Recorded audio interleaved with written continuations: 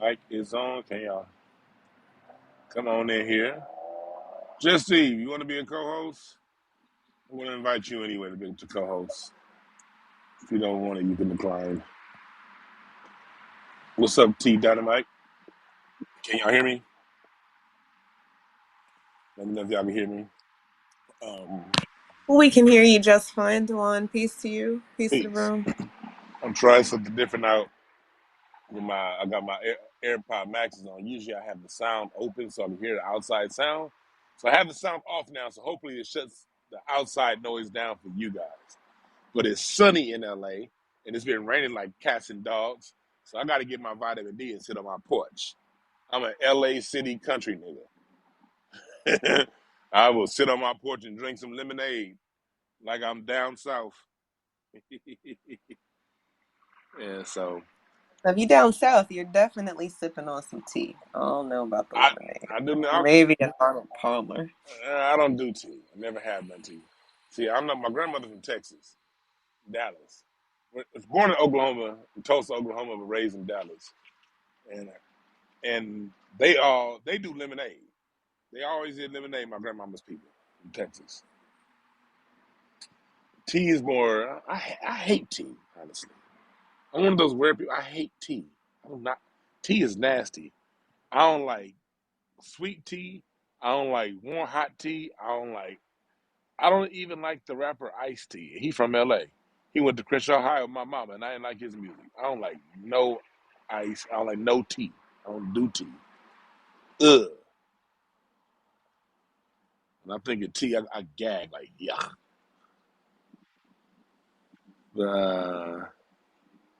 Yeah, send out. Let me see here. Let me send. I know B said supposed to be in here.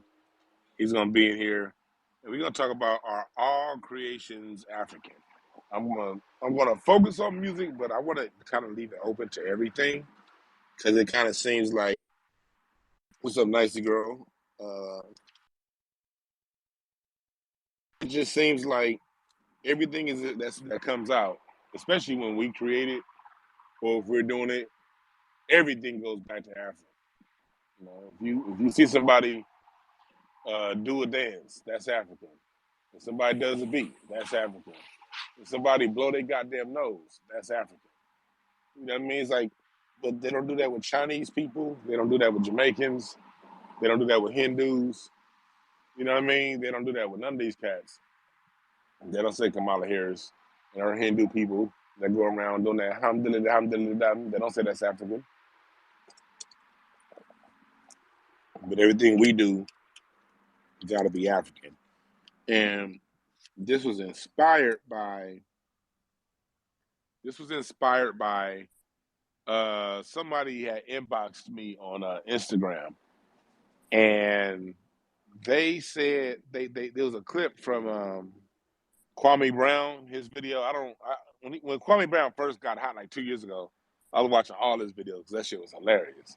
But it wasn't much substance behind the shock value of what he was saying. So things quickly died off with him. But I don't watch him like I used to. But every now and again, I watch some stuff depending on who's talking.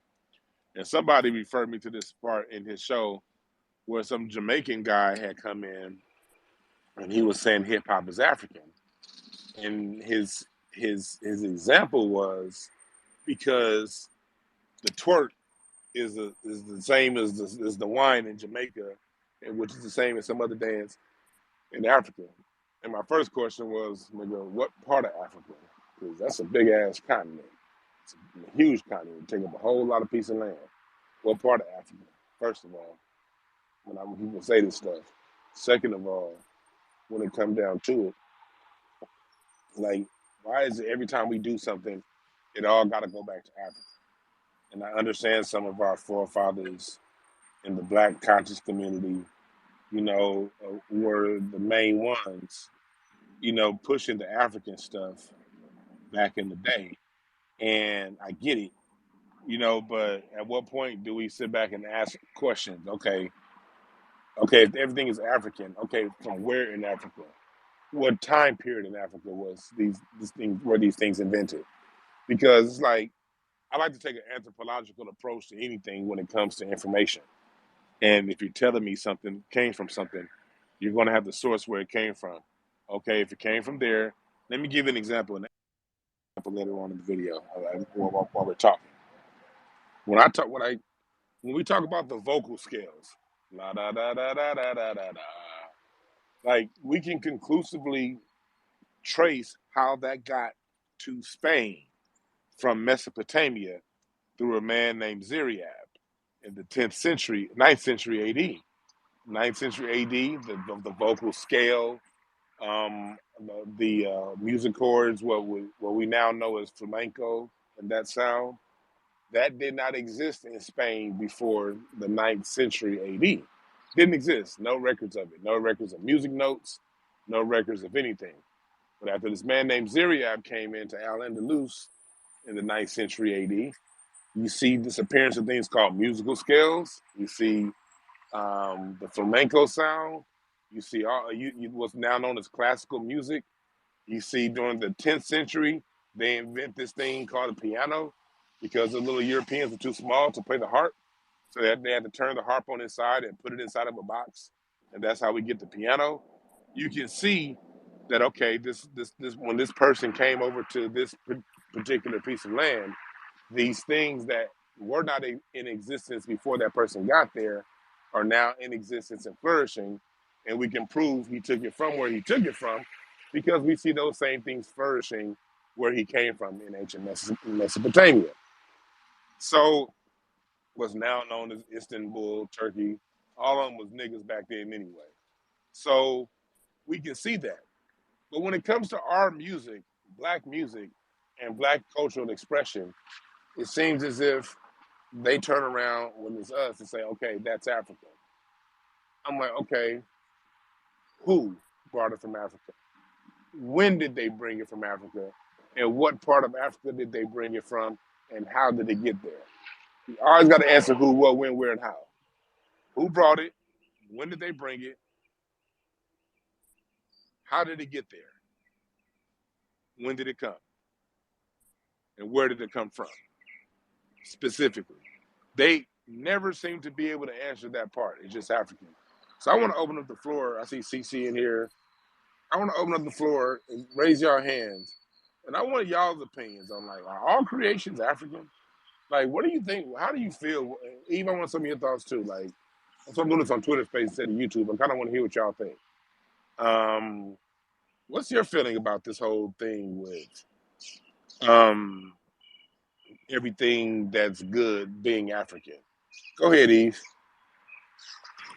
Peace. I think this is an excellent observation that you've made and an excellent topic to start out with. But I think it really comes from the fact that the dominant society has taken our story and kind of mushed it all into one time period because a lot of us are realizing that we weren't told the truth when we were learning history in school. We were learning that we started in slavery. So, whatever Africa was or whatever wherever you came from off the boat, if that were your lineage, that story was never told to you. So you don't know that the Moors in the 1500s were still very much, in the 1400s were still very much in charge. So Black people running Europe and all that stuff.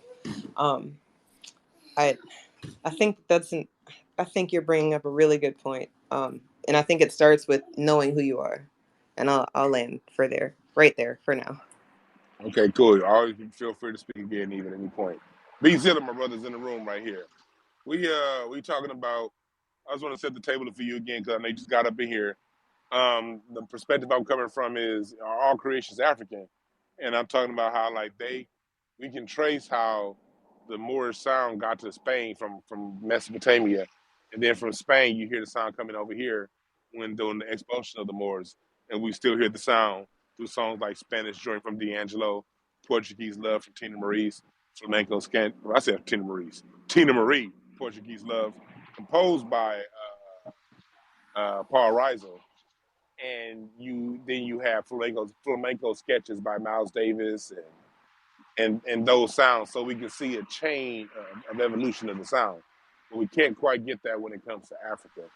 And so it's like everything that we do here gets attributed back to Africa without them having to prove it. And so, what's your feelings on that, brother, Beatzilla? And just take it however wherever you want to take it. Well, and shout out to you for hosting this space, brother. Shout out to you, Just Steve. Shout out to y'all. CC, I see you. For me, just being a musician since I was 3. I've started up, of course, playing in the church, gospel music, been part of the Gospel Music Workshop of America, various different conventions or whatnot. With that being said, there has never been a heavy African presence within that. And, just keep it absolutely a buck. When we took this show on the road and went up to Canada, we played a it was like a Sounds of Blackness type of expo for gospel choirs. We were the only American group there. And we were headlining, by the way, but we were the only American group there. And I'm telling you, family, there's zero connection to their music and us. So it was a bunch of Africans trying to sound like, like somebody you hear off of in West Angeles or something. You know what I'm saying? It's like somebody you're gonna hear, or even in like a little country church, somebody blowing a quartet. They had zero swag. So we basically got up there, and I guess they were feeling some kind of way because the group that I was with was there the year before, so they were feeling some kind of way anyway. They really did not like us. And I mean, hey man, when you go play, if you're a professional, you are supposed to play at a professional level at all times. They were kind of on the "can you guys pull it back" some type tip. I'm like, well, no, especially. Are I'm you dead serious? serious, bro. Hell, look. Let me tell y'all. Let me tell y'all something. When you want some competition in music, damn the world. Go to church. Church. But anything is gonna be more than 2 church choirs at one event. They are trying to slay each other's heads off. That's who we are culturally. We don't fuck around with our Facts. music. And so, we probably went up there, man, and hey, man, we put it down on like, how we lay the funk, how we do. And they tried to shut the lights and sound off on us, brother. But luckily, we had our own amps in the orchestra pit. And we just kept playing. It made them people pay for a whole other hour of that auditorium because you ain't finna just do us like that. But I just wanted to tell you that story just to let you know, in a room full of Africans, there was nobody even close to us. And the Caribbeans, they had kind of like the calypso kind of thing going. But as far as to be able to point and say Africa is the base of the funk, man, you out your mind. There is zero feel there. Just on the 1 and 2 aspect of the game, oh man, them folks is lost, bro. Hey, and CC, I'm gonna get to you, but you brought up a good point. I want to say make a quick point on before I get to CC, and then I get back to UB Zilla. Um, Even when I broke this down on my show yesterday on Mixcloud, and yesterday on my Mixcloud show, I broke it down musically, the evolution of sound. When it comes to how the blues evolved into hip hop, but when it comes to African music, there's a direct connection between African music and Caribbean music. See, and when we tied that to history, see, we like to always tie history into you got to know the social context on top of the history, and you also have to know the environmental context, because the earth, the environment you live in, the climate you live in dictates how the culture morphs and evolves. So when you're coming out of West Africa, slavery, and into the Caribbean, you're still living in warm climates, and warm climates have a different sound to their music. And there are a lot of people who are auditory when it comes to how they listen auditorily, they hear colors. People who live in tropical environments, bushy environments, environments, forest environments, I say environments full of trees and bush, they hear in color. So a lot of your Caribbean artists hear colors. They hear yellows and greens and reds. and these bright colors. That's why they dress so bright. That's why African dress and Caribbean dress is so tied close together. Really bright colors. Black Americans, what do we play? We play the blues. The color of our music is different. We play the blues because blues is an expression of pain and trauma that comes through our music, and it comes out through that way. Their music isn't blue because when it comes to them, they were always able to keep their drums. They were able to keep a lot of that stuff that legally we could not have in America. And then in the few areas you could have drums, Washington, D.C., New Orleans, Louisiana, we see the drum culture being something that's like ahead of everywhere else in the country because those were a few pockets where drums were allowed to stay alive for longer periods of time. But when you're dealing with the Caribbean, they never lost their drums. They didn't lose the way they communicate. So when you listen to Afrobeat and when you listen to reggaeton, and also the Latin sound, they all got that same beat. That annoying ass beat that gives you a fucking headache if you black. You can only listen to like 2 Daddy Yankee songs, and those songs better be 20 seconds long, or I'm gonna beat somebody's ass. It's just that in the Caribbean they play a little bit faster, and then in the Latin countries it's that tempo. In Jamaica, it's slight variation, same thing. Afrobeat, everything on the snare is behind the beat, and it's getting driven by the kick, and it's getting pushed by the drums, by this polyrhythmic sound. Because in Africa and Jamaica, they were able to keep their hand drums all those times. So they come from a culture to where there's a lot of activity on drums. Here in America, we created the drum set, and when they started doing our music and started using our drum set, when they use the drum set, their drum set is going to imitate more of a polyrhythmic Caribbean Afro sound when it comes to drums, because that's the sound of their culture. Whereas in Black America, we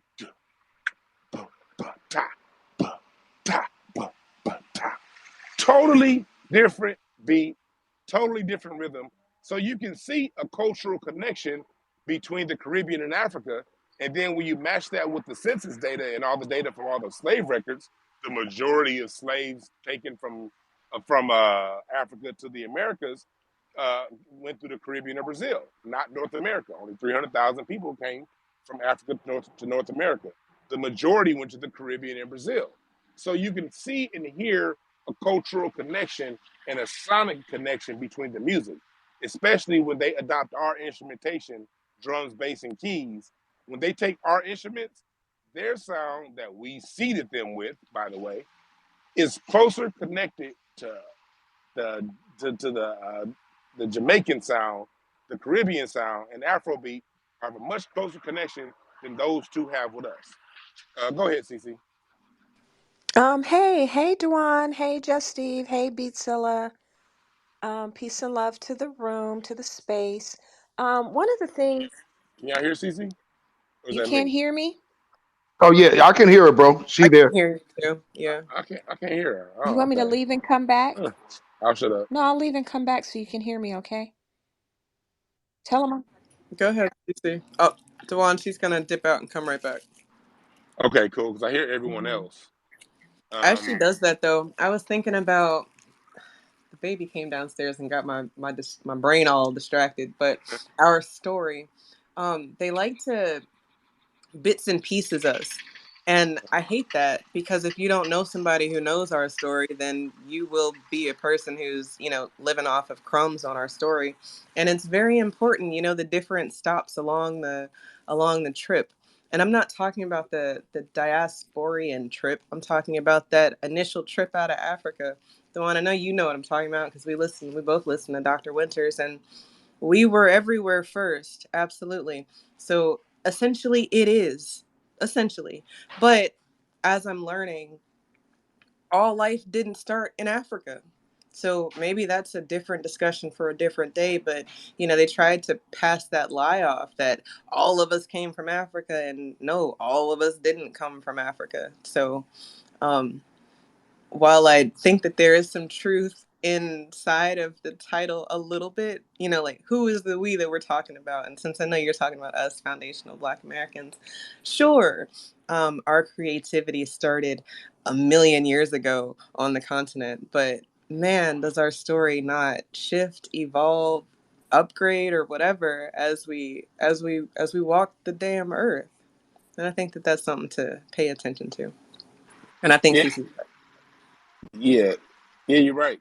Cultures migrate and they morph and they bend to their environment, and we just no telling how long different sides of us have been here. I know, I know when I can check back on census records and see the first people coming to from England in my family in 1660. The side that came from England, Middle Essex, and they married a native Potawatomi.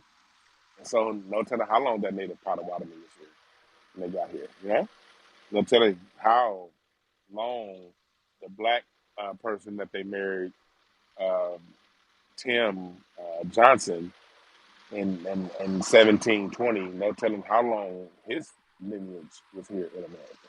You know what I mean? That's just the first time he comes up on record. So, you know what I mean? All this pushing everything back to Africa, it's a slap in the goddamn face. CC, let's see if I can hear CC this time. Hey, can you hear me this time? Yes, I can. Oh, Yes, good, I can. good, good. You didn't hear me last time, but I said hello to everyone, peace, love, and reparations. And I'm not the best scholar on this, but when I have spoken to Africans and Caribbeans um, about this whole attempt to erase us from our culture, which includes our music, one thing about us as a people, I always say this, we're an improvisational people. We've had to be. We've always had to shift and pivot and, move about in a manner for our survival. But something else we've always been able to do that I haven't seen other cultures do is to evolve our music. We build and we build upon the basics of our music. And so when they tell me, oh, well, this came from Africa because we all came from Africa. Well, first of all, that's just an asinine theory. Like, that's like saying if I create a pasta dish from scratch, that it came from Italy.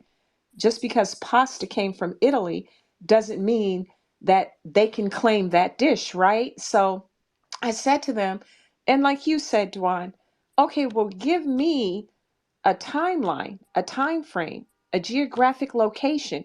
What country did this originate in, and why wasn't it evolved? Why was it not popularized there? So that usually ends the whole argument. And something else I wanted to say, I'm horrible at this. I've got to start taking notes, writing down things I want to say. But um, as far as like, oh, this genre, hip hop or whatever originated there, why is it that their rhythms, their harmony, their structure, their tempo, none of that matches ours unless they bite our music? I've never seen the inverse. And Dwan, you're better at doing the elements of music, but you can't claim someone else's music. That's like us claiming merengue or salsa. They those rhythms, those textures, they don't overlap the same. That's like a recipe. I bring up food because I like to cook, but I cook differently from my mom, but I got my recipe from her. So, And we can claim salsa. We literally have a all the way legitimate claim to oh, salsa I because didn't that know shit was that. created. Salsa, yeah, salsa music. What happened when that was created? That came around in the 1950s in New York City when you had the Latin musicians that are playing their Latin sound with those extended horn notes, and those traditional drums. When they were coming down to the Cotton Club and to the Savoy in Harlem, and they were listening to Bird and Dizzy and Ornette Coleman, they were listening to the bebop guys. So when they heard bebop, and they saw the beat because bebop and hip hop are twins. Um, the bebop guys had their own walk, their own talk. Come over here, Cat Daddy. Let me tell you like it is. That's how the bebop guys Uh-huh. talk, which was different than everyone else. And they wore the skinny suits with the thin tie. and and they had their own swag about them. The Loneliest Month, and so the salsa guys was coming down to the Cotton Club in Savoy, the New York jazz clubs, and they were hearing that bump bump bump bump bump, and they were hearing that more staccato phrasing, and then that's when Latin music went from horn notes that were extended, dun dun dun dun. That when they heard Dizzy Gillespie, that's when it went into dun dun dun dun dun dun dun dun dun dun dun, and that's when you get salsa music. Salsa is a combination of New York, really Kansas City. Bebop comes out of Kansas City. It's really a combination of Kansas City bebop played in New York, combined with Latin instrumentation and traditional Latin sounds, and morphed in with American instrumentation and bebop phrasing and bebop melodies and harmonies, and that's what salsa music is. Oh man, thank you for that. So in closing, I bring up food and cooking references because I like to cook. So there are recipes that I got from my mom, right? So yeah, I have to give credit to her. But if my mom taught me how to cook, I don't know, rice, right? And sometimes I make my own rice dishes. I don't consult anyone.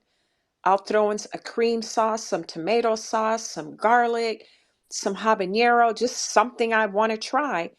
That means I created something fresh. Just because my mom taught me the fundamentals of cooking rice, put some rice in a pot, with twice the amount of water and some flavored salt or whatever, some chicken broth, my mom would not get to claim my recipe. So I just want to say it's injurious to us as a people, and I know that's what this space is about. But the erasure of us, if we give on any level, next thing we know, they will literally be claiming to fully be us. And a shameless plug here, please check me out on Monday nights, KBLA Radio 1580, The Danny Morrison Show. Please follow Danny Morrison. There's a new episode, 2-hour episodes every week. If you check my timeline, you can see the discussions. A lot of Africans are starting to call in now. You guys, please, the show is late. It's at 10 o'clock p.m. Pacific Standard Time for the first hour. Second hour is 11 o'clock.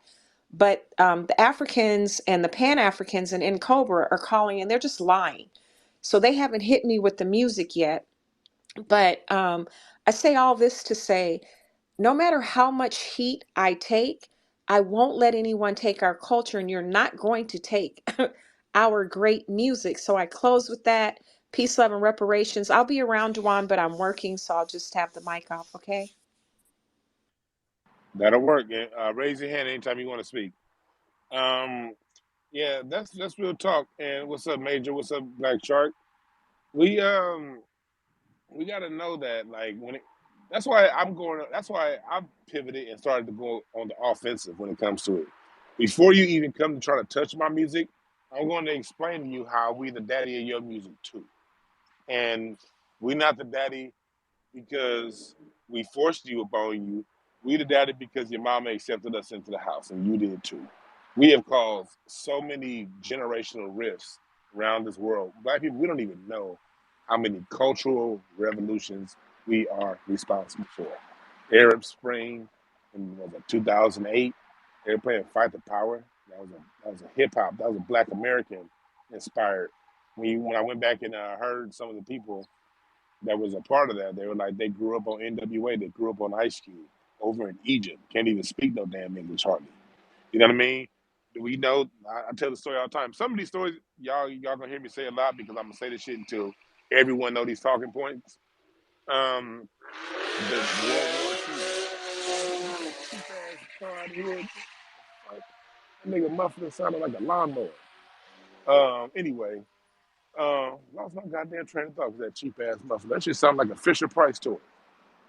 Anyway, um, this when it go back to World War II, when America was fighting Hitler and jazz, swing, Count Basie, Duke Ellington was taking over the world with the sound, Chick Webb, and Hitler tried to outlaw jazz, but he couldn't because them crackers couldn't stop listening to it. They couldn't get enough of it. So Hitler couldn't court-martial all of his soldiers, so he had to create a white cover band called the Ghetto Boys. Not Willie D, not We ain't talking about Willie D and Scarface. This was a Hitler creation, and they played cover tunes of Duke Ellington and Count Basie because it was like, okay, we can't stop these crackers from listening to jazz, so we at least gonna put a white face on it so we can feel better about it. Sounds familiar? Americans learned a lot from them Nazis, didn't they? And same thing in England. When we came in with skiffle music in the 50s, skiffle changed your whole sound. Older Brits couldn't stand the young Brits. And out of skiffle, then you get there's a black American that went over to England to give them skiffle. And then out of skiffle, that opened their ears up to the blues here in America. And Muddy Waters, the whole chess record sound. You go back and watch that movie, Cadillac Records, just understand that every artist that you see in that movie caused the cultural revolution over in America and in Europe, and had old white people fighting young white people. And then you get the Beatles. You've had Elvis here in America doing black music, making old white people fight young white people. What about the Puerto Ricans? They all got criticized for hanging around them Yankees, playing that Yankee music from their parents. Remember that? When you listen to them talk, their own parents hated their asses for coming in around hip hop in the 80s and the 90s. Crazy Legs left that part out. How the mamas and the aunties was like, why are you down there playing with those Yankees? Same with the Jamaicans. We caused so many cultural revolutions and so many internal conflicts in the homes around the world. And we don't even know it. Why don't we know it? Because we too busy trying to sound better than the nigga at the end of the block. Because he's just as good as I am. So I better practice a little bit harder. We so focused and so good. Like, we don't know how good we are. Like, we good. Like, we good than a motherfucker. Don't even know it. We so busy trying to be better. We so busy focused on being the best we can be, on outdoing the next black man down the block. We don't even, the whole world is looking over our shoulder on this test and cheating off our paper and getting all the credit. Because we so focused on being better than the next black man. That's how goddamn good we are. We don't even know that shit. So that's why we got to have these discussions. Go ahead, B. Man, it's funny you said that, bro. I don't know if you know who Mono Neon is, bass player, but hell yeah. Okay, so if you didn't know, half of his band is part of our crew. So his guitar player Peter is Peter Kniss, that's our guitar player, and then also Charlie Brown, which is a keyboard player. So he has like just kind of morphed into our crew, and now he's making doodle funk music. Like, so if you listen to where he's shifting, that's kind of the reason of why he's shifting that way. And I said that to say this: when we dealing with funk music, it's like, you are always going to gravitate towards something relative. You understand what I'm saying? So just like we're going to gravitate towards the Earth, Wind, and Fire's, Uncle George and all of the Cameo. You know what I'm saying? All of that whole. Oh, well, come on now. If you didn't know, I'm also the lead singer of Pleasure. But shameless plug. But yeah. By the way, and the Barcade. Yes, indeed. Man, hey man, all I know is I was in a cover band and we played Glide, and the backbeat on that song is ridiculous because everything is behind. Like that whole song is behind it, and I had a white keyboard player, but he can't fuck with me. It was like, because I'm hitting it right on the drums. I'm bringing everything behind the beat, but these motherfuckers is. And I said, we played that shit one time. I said, you know what? Never again. I'm not going to embarrass myself. You gotta be born with it to play that. Yeah, song. For real. I know you got it. It's too much space in that. Man. Most exactly. They be struggling like a mug trying to keep up. Yeah. These people here that are not our culture, they don't know how to function in space. Right. But black music is all about the space. Right. The notes just sort of the notes are a reference point to keep the dancer in rhythm. Mm-hmm. But the space is the beauty within our music. And that's what makes us different. Bro, do you know that, of course, the brother that wrote that song, Glide, Bruce, actually, another shameless plug, I also sang on his record too, Universal Radio. He wrote a lot of those hits, and just in sitting with him and his his writing style and how he views music, This brother is the percussionist of the band. You know, Bruce Smith was the drummer, right? But he and so Nate is the like Bruce is gone, but or Bruce Carter, I'm sorry. Bruce Carter is the drummer. Nate Phillips is the bass player. Nate's still here. That doesn't surprise me because it has a similar feel to Slave with Steve Arrington on the drums. But go ahead. Yes, sir. Yes, sir. Yeah. And so it's like dealing with those spaces, just like you said, he wrote in rhythm. And so as a percussionist, that's literally how he was writing music. So just the funky, like what they would say, that comes from Africa. Yeah, and no. The congas are really more of a South American instrument, if anything, because that's where you get the most use out the congas is in Latin sounding music. But again, that still has ties to America more so than Africa.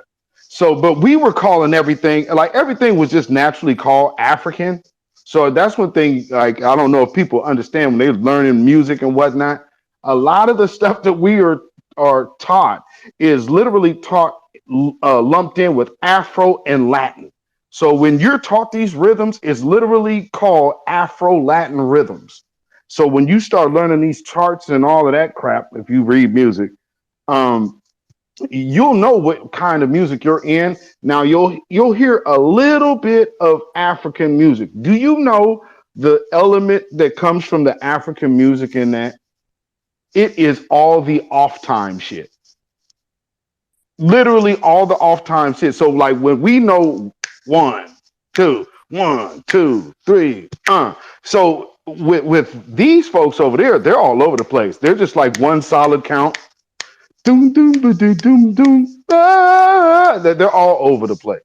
So that element is what we incorporated in and still made it funky.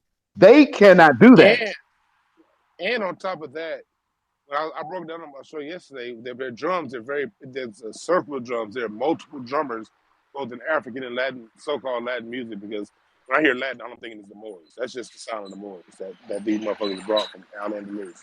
That's all that is. Facts. Because you ain't heard the Mexican.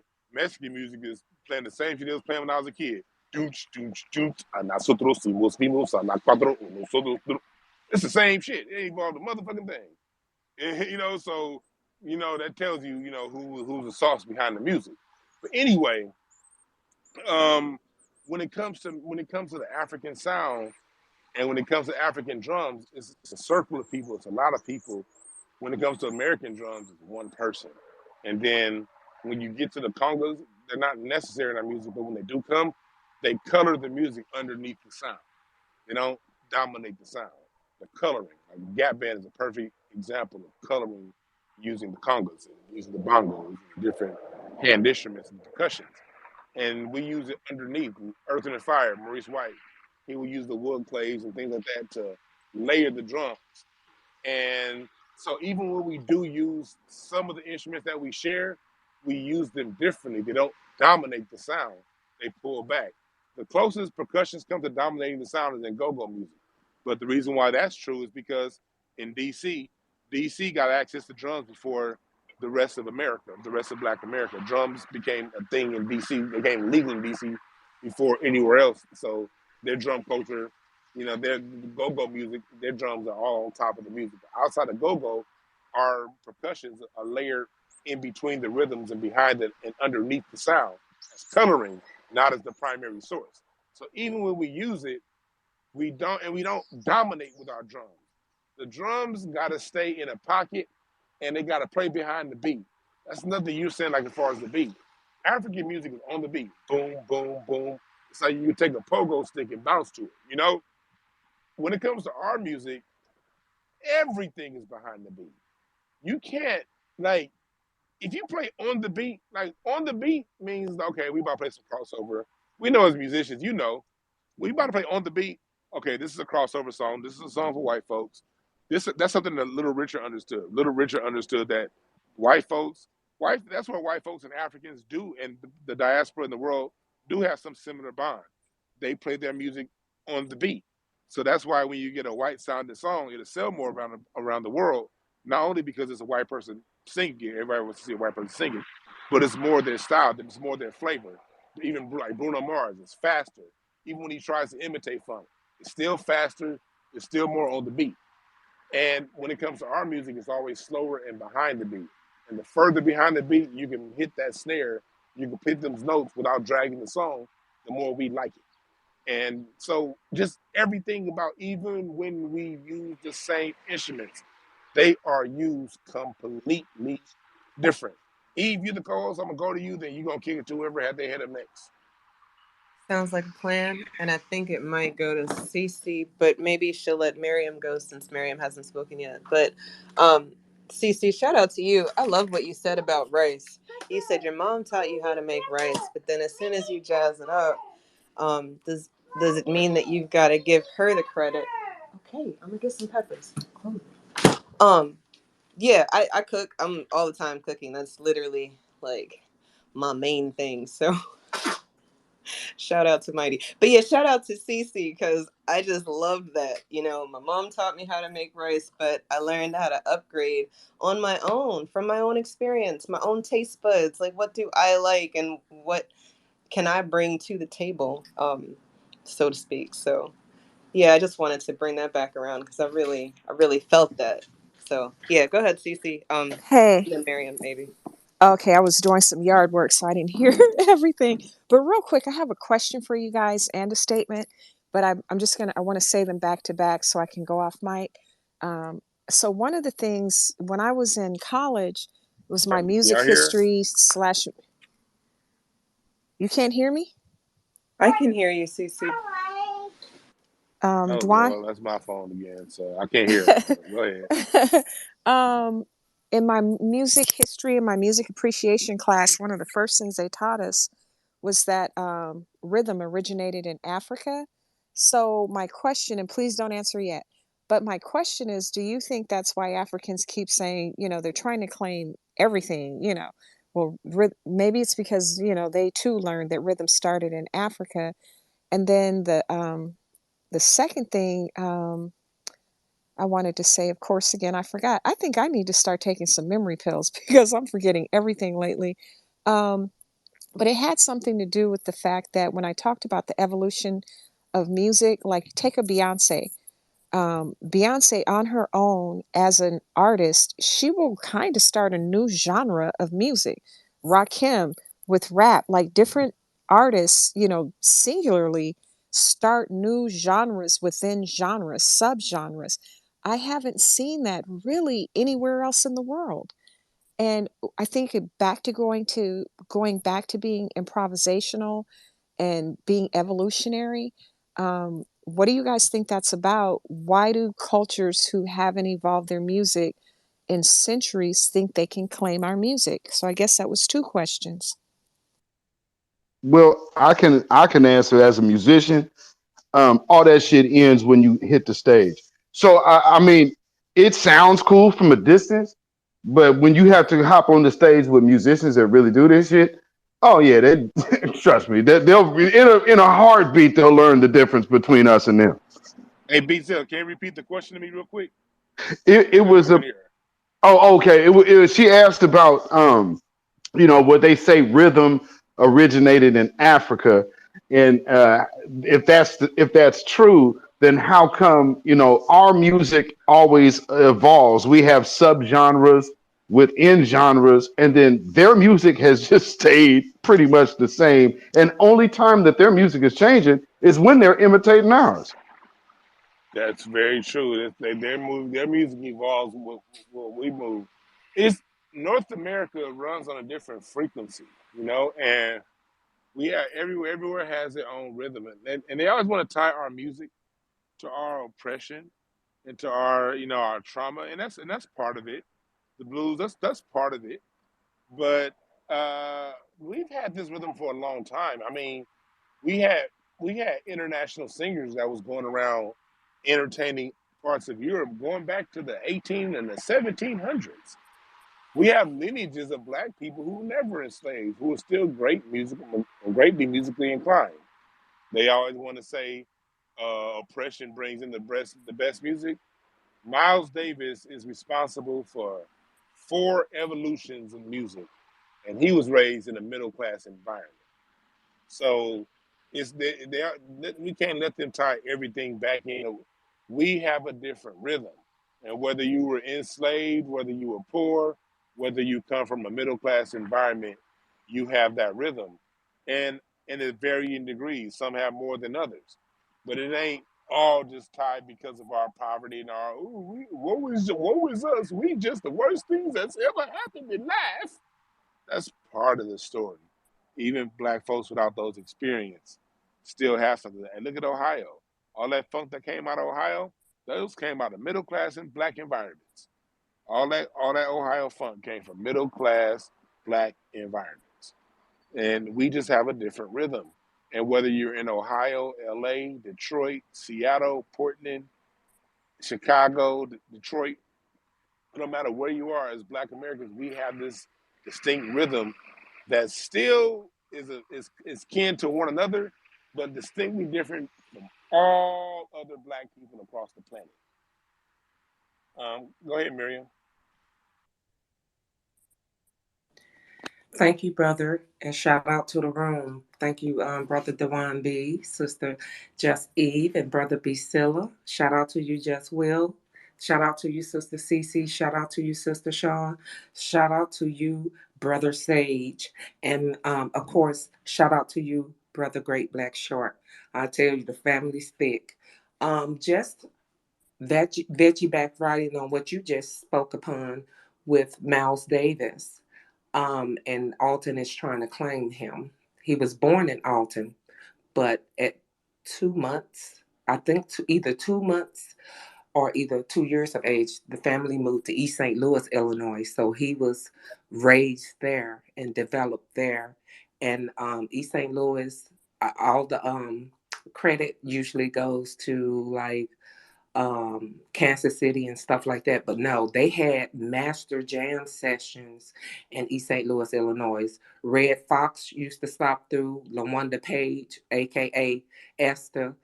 Um, we had the likes of Johnny Lee Hooker and Muddy Waters. I mean, it was people were there, including Ike and Tina Turner.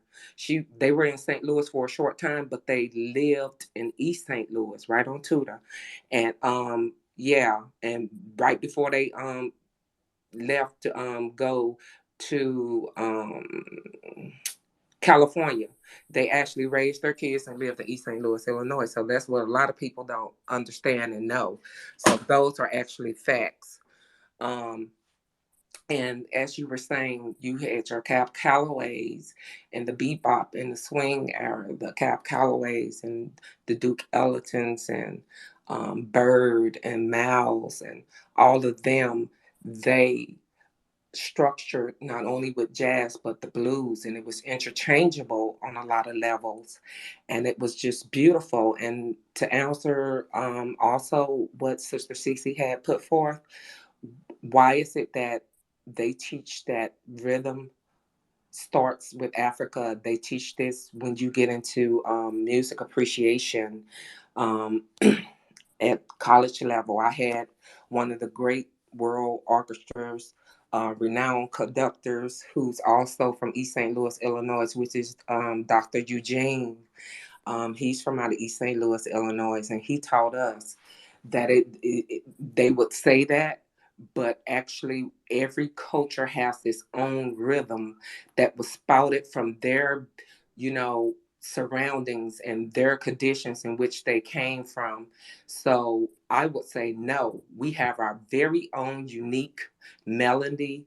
We have our very own unique rhythm, tones, beats and bops, and short and longs and breaks. No one does breaks like we do, or pauses in the music. So go to hell, Crazy Legs, and go to hell for them trying to say that Cool Herc, started, hip hop. Hell no. The man even said it himself. All he did was extend upon, like you said, the deep funk music that was already happening from out of Ohio, that was already happening from the Delta, that was already happening from North Carolina, South Carolina, that was already happening from Kansas City, Missouri, East St. Louis, Illinois, that was already happening in Oaktown. You know what I'm saying? I mean, we could go Detroit from city to city. We can name it. No one is entrenched in music and creativity the way we are. From our music, from our visual arts of painting, dancing, singing, acting. That's a good. That's a good point. Indeed. That's a real good point. I wanted to hit on something that you said. Go ahead, bro. David, I wanted to hit on something you said real quick.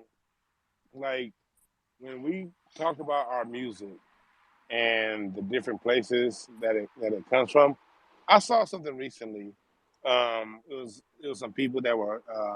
There's been an argument going on, and they're talking about hip hop, coming from the South, and definitely, everyone that was, all the people, all the progenitors of hip hop in New York, parents are rooted in the South. Well, this is what I have to say to that argument and everything that we talk about. We have to take our regional battles here in North America as Black people as reference points, not as arguing points. It's okay to reference things, but we got to come together as Black Americans, because as Black Americans, we've been shuffled all across this damn country. We was hell. A lot of us were in the North in the 1600s and captured into slavery and sold to the South, and a lot of us were involved in the Mississippian Wars, captured into slavery and sold to the North. So even if you come from the South, who's to say you weren't from the North of America or the West of America 100 years before that? The South was a major concentration camp. There's a lot of you niggas out our family lines that was enslaved in New York. They didn't set a lot of those people free. They just sold them down south. And a lot of those people that were enslaved in New York come from Algonquin tribes. And they come from those tribes up in the north. And they come from those areas. And they've been up there for thousands of years. And they've been sold to a plantation in Georgia or Mississippi or North Carolina or South Carolina. The Mississippi River was a transportation thoroughfare for the slave trade. When they would capture people in Ohio, my family, I have a book written on my family, how back in the 1800s, they moved from North Carolina to Indiana as free Black people. But when they had that land in Indiana, brokered a deal with the Amish and lived within Amish territory because the Amish didn't do slavery. And the reason why they lived within Amish territory, because if you lived on the outskirts, there was a whole industry of white people capturing Black people and taking them across the border in Ohio, down in Kentucky, and then as slaves, making them slaves, and then they would sell them, and then get put on that damn Mississippi River and taken down to a plantation in Louisiana. It's all kind of the intra-America slave trade was more of a prevalent system than the intercontinental slave trade. But as we know, 300 to 400,000 came from Africa. The rest were all transported within this country, and we were all shuffled around. So all this thing, it's good to reference, okay, this sound came out of LA, that sound came out of Philadelphia, this sound came out of Detroit. What I'm trying to emphasize is we don't get stuck there, because we'll get stuck into this, and then we'll get these outside motherfuckers coming around trying to take it all. So we got to come together and get on code as Black Americans. It's not that somebody from Louisiana is better than somebody from Memphis because they created jazz, or my country, my side of we better in Chicago because we where Chess Records was, and Kanye and Common, and you niggas is from Arkansas, y'all ain't got nobody. We got to stop that bullshit. That shit's done. Like, that whole fighting shit is the reason why we in the situation we in right now, fighting over our own goddamn culture. It's cool to reference where our culture comes from, but all that arguing and shit, that shit's lame. That shit's done. Done. Like, we're Black Americans, and that's it. I don't care if you're from Mississippi.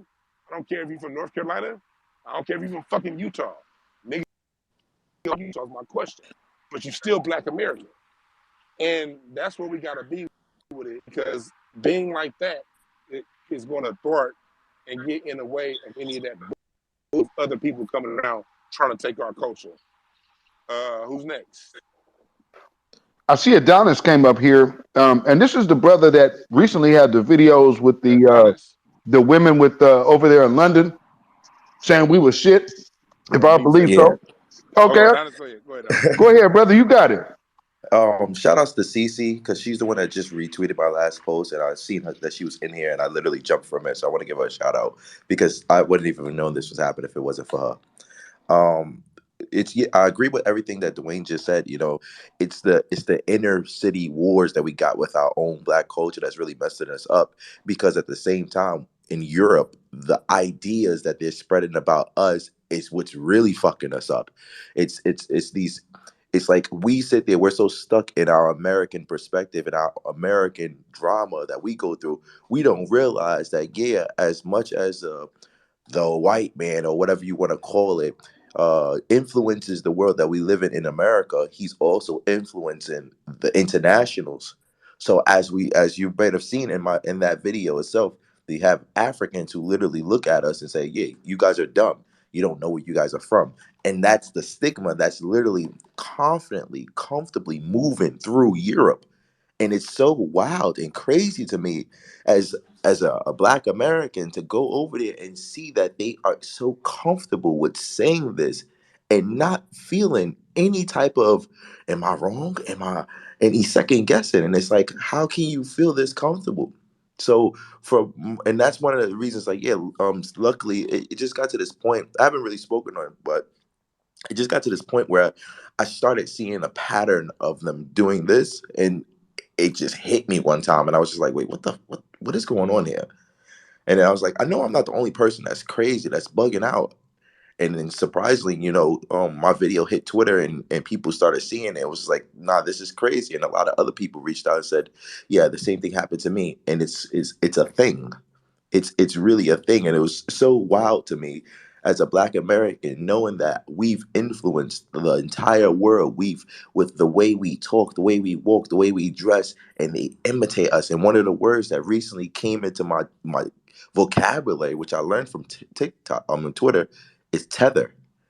You know, they tether to our style, and I've seen it multiple times. Not even in London, and I've been in Romania, where I see these Africans come into Romania, and Romania is a dominantly white demographic, and they'll literally act like they're us. Hey, You know, brother. because Hey, real quick. Hey, you the brother that be in that video when you called them niggas off for wearing Nike and Adidas and Yeah, shit? that's him. Oh, okay. Hey, Adonis. yeah, Hey, yeah. bruh, you doing the Lord's work. Okay. Hey, I'll be showing. I'll be retweeting that shit and showing. Hey, man, keep doing that shit. That should be dope. That's just dope. I I appreciate it, man. Literally, it for a long time, I think as Black people, we all feel like, how can we do our part, and we all can't take these drastic decisions and drastic roles.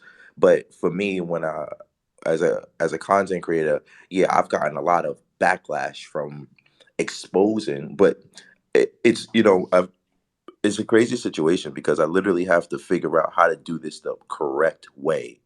I can't lash out. I can't get emotional. I have to be very vigilant and diplomatic with every single You keep it engagement I have. lighthearted. You keep it Yeah, lighthearted, and that works. yeah. It's the only way it will work. And somebody on Twitter literally was like, "You need to be going at them aggressive. You need," and I said, "I can't do that because then the message will get lost between the whole ego burst. You know, we have to play chess. I can't." As much as everybody say, "Yo, why don't you just go at them and hit them with all these?" I'm like, we won't be able to reach and get our message across if we can't make it lighthearted so everybody can watch it, but the deeper message seeps into the back of their subconscious. So yeah, Like I appreciate it. you're framing it in the right way. People often don't understand framing and how imagery works and how context works because what you say is only 8% of the communication. How you say it is the other 92%. And when you Mhm. can say something and you can laugh at it and you can get your mark to laugh at it, now no matter what side of the fence you fall on it, everyone can watch it. So keep doing it That's the perfect way to frame what you're doing, bro. Keep doing it. I appreciate it, and I definitely do appreciate you with you opening up this. I appreciate every single person that's in the community that literally, every single person that retweets, every single person that's in this speaking and listening, even if you're not even talking, the fact that you're aware and conscious of these particular situations, and you're giving your ear to it, and you're constantly influencing yourself and knowing that, yeah, you're not crazy, you're right, we are right, we understand what's going on. That's the first step. So I gotta commend you as well and say, bro, you opened up a platform, you took your time and invested your time into actually opening up a way for people to express themselves. I'm doing my part in my way, you're doing your part in your way, and everyone in this who's listening right now is doing their part in their way. The marathon continues, I guess you can say. Yeah. But Yes, sir. Yes, on sir. another note, on another I note, mean, I think it's very important just for everybody. I think it's very important for everybody to start noticing is America is such a huge place, and it's so easy to get lost in American perspective or ideologies. Europe and the way they're painting us in Europe is something. It's something I'm really going to I'm really targeting for sure, because I want Americans to see how they're literally painting this idea of us being non-educated confidently, and there's no representation for us out there, so we can't even defend ourselves, and then we get distracted with all the American stuff.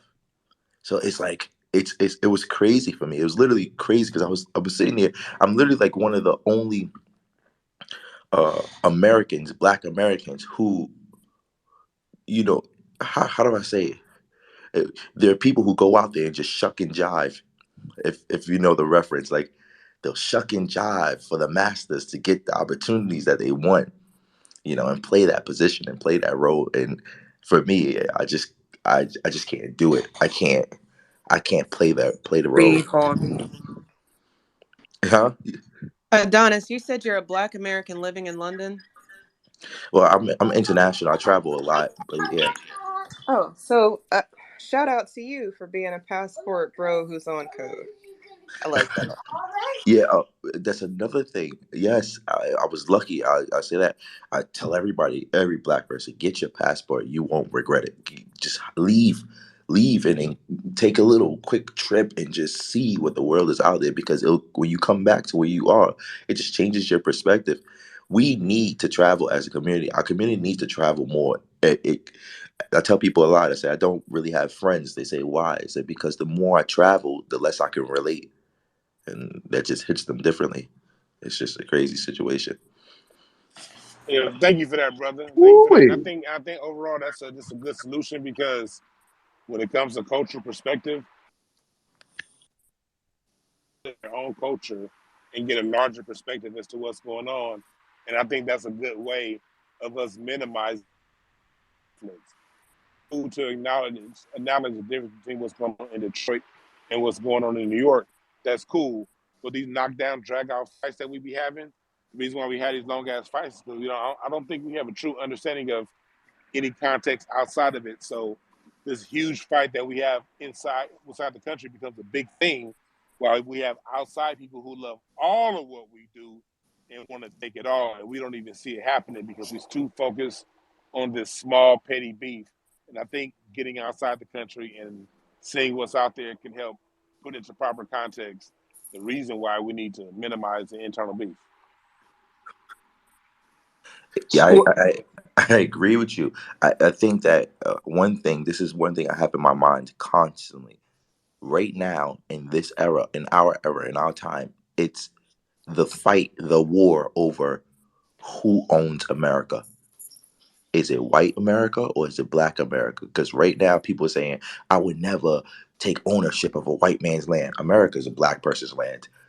And if you can paint that idea of it being a white person, we made this place, we built the culture, we made the reputation, we made everything here. This is our land, and we have to literally own it as much as possible and make people see that no, no, no, Black America is Black America.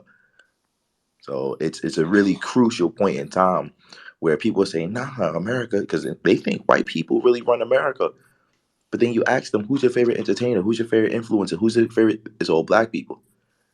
So yeah, I literally had a conversation with somebody about that today, and it was just like, he was like, "What do you mean? We don't own anything?" I say, it takes us to step out and start owning stuff. The problem with us is the idea is wrong. Oh, everybody says the generations before us said you need to get a job instead of saying you need to create an opportunity. It's a difference. You know, the generation before us says go to college, get a job, get it. Why do you need to get a job? Create an opportunity, create wealth. There's a movie, a black movie I generally love with Samuel Jackson. I don't know if you guys ever seen it. It's called The Banker. The Banker. Yes. Yes. The Banker.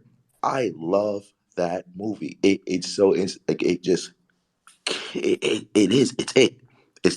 the pathway.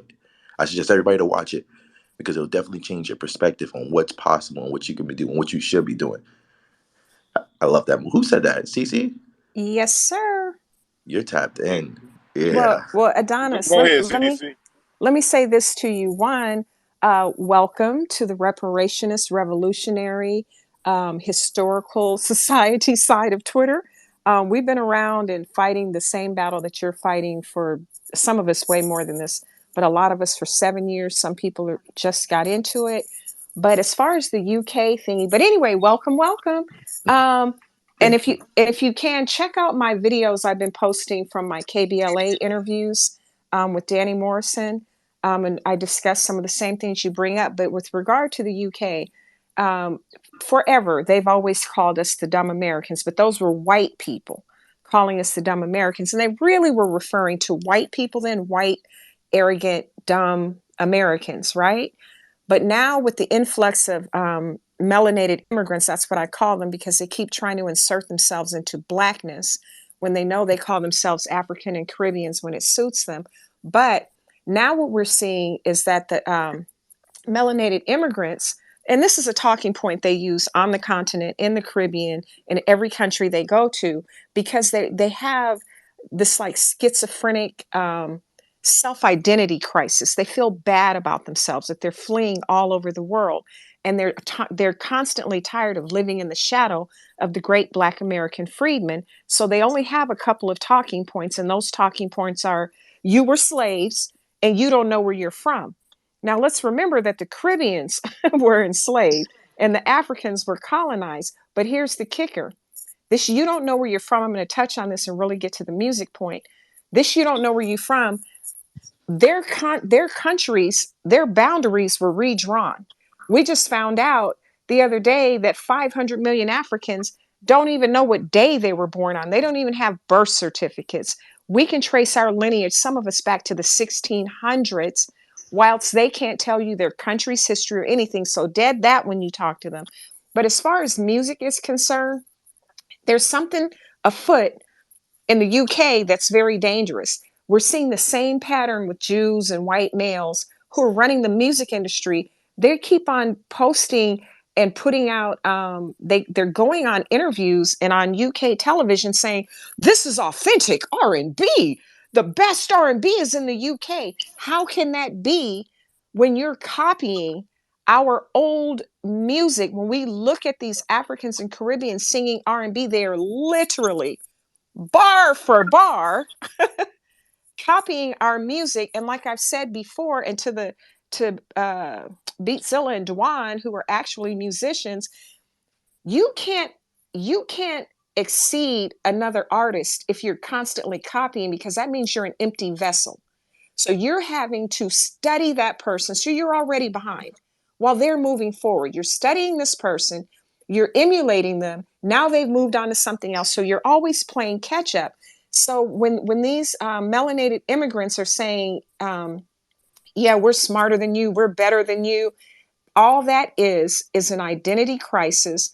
That is they're projecting, and that is them bringing their tribal ways from the continent here and to the United States and the UK, because they do not know how to peaceably coexist with one another on the continent. But what we're seeing, which is very dangerous, while they don't get along on their continent, they can unite against us, and only because they're competing with us instead of paying homage to us, instead of saying, We want to become a part of you, not usurp you, right? Not erase you, but become a part of you. But they want to say, this is a Congolese thing, or this is a Haitian thing, or whatever, instead of promoting themselves, their culture, and their music. So we've been roasting them forever. Like, how are you getting on the internet that a Black American invented, talking at AAVE, rocking our gear, wearing our hairstyles, wearing our makeup, everything that we do, whilst telling us that we're no one and nothing? So I'm just going to close to say, oh, we ain't new to this, baby. You want to know something that's very interesting from what I've learned being in London? They're struggling. They're struggling because London, the United Kingdom, is such a dominantly white society itself. And with the monarchy itself, there would never be a Black or immigrant to come in and have power in that particular situation. It comes to a situation where when you know how in America, if we in a all white room, for example, and I see another Black person, even if we don't know each other, we say, "Hey, how you doing? How you doing?" We start talking to each other, making each other feel at home and comfortable. It's just unity itself. We all understand this. In London, they don't do that. If they see another Black person in a whole room full of white people, they'll try to avoid them as much as possible to not affiliate and not associate. They're literally throwing everybody under the bus just so they can win.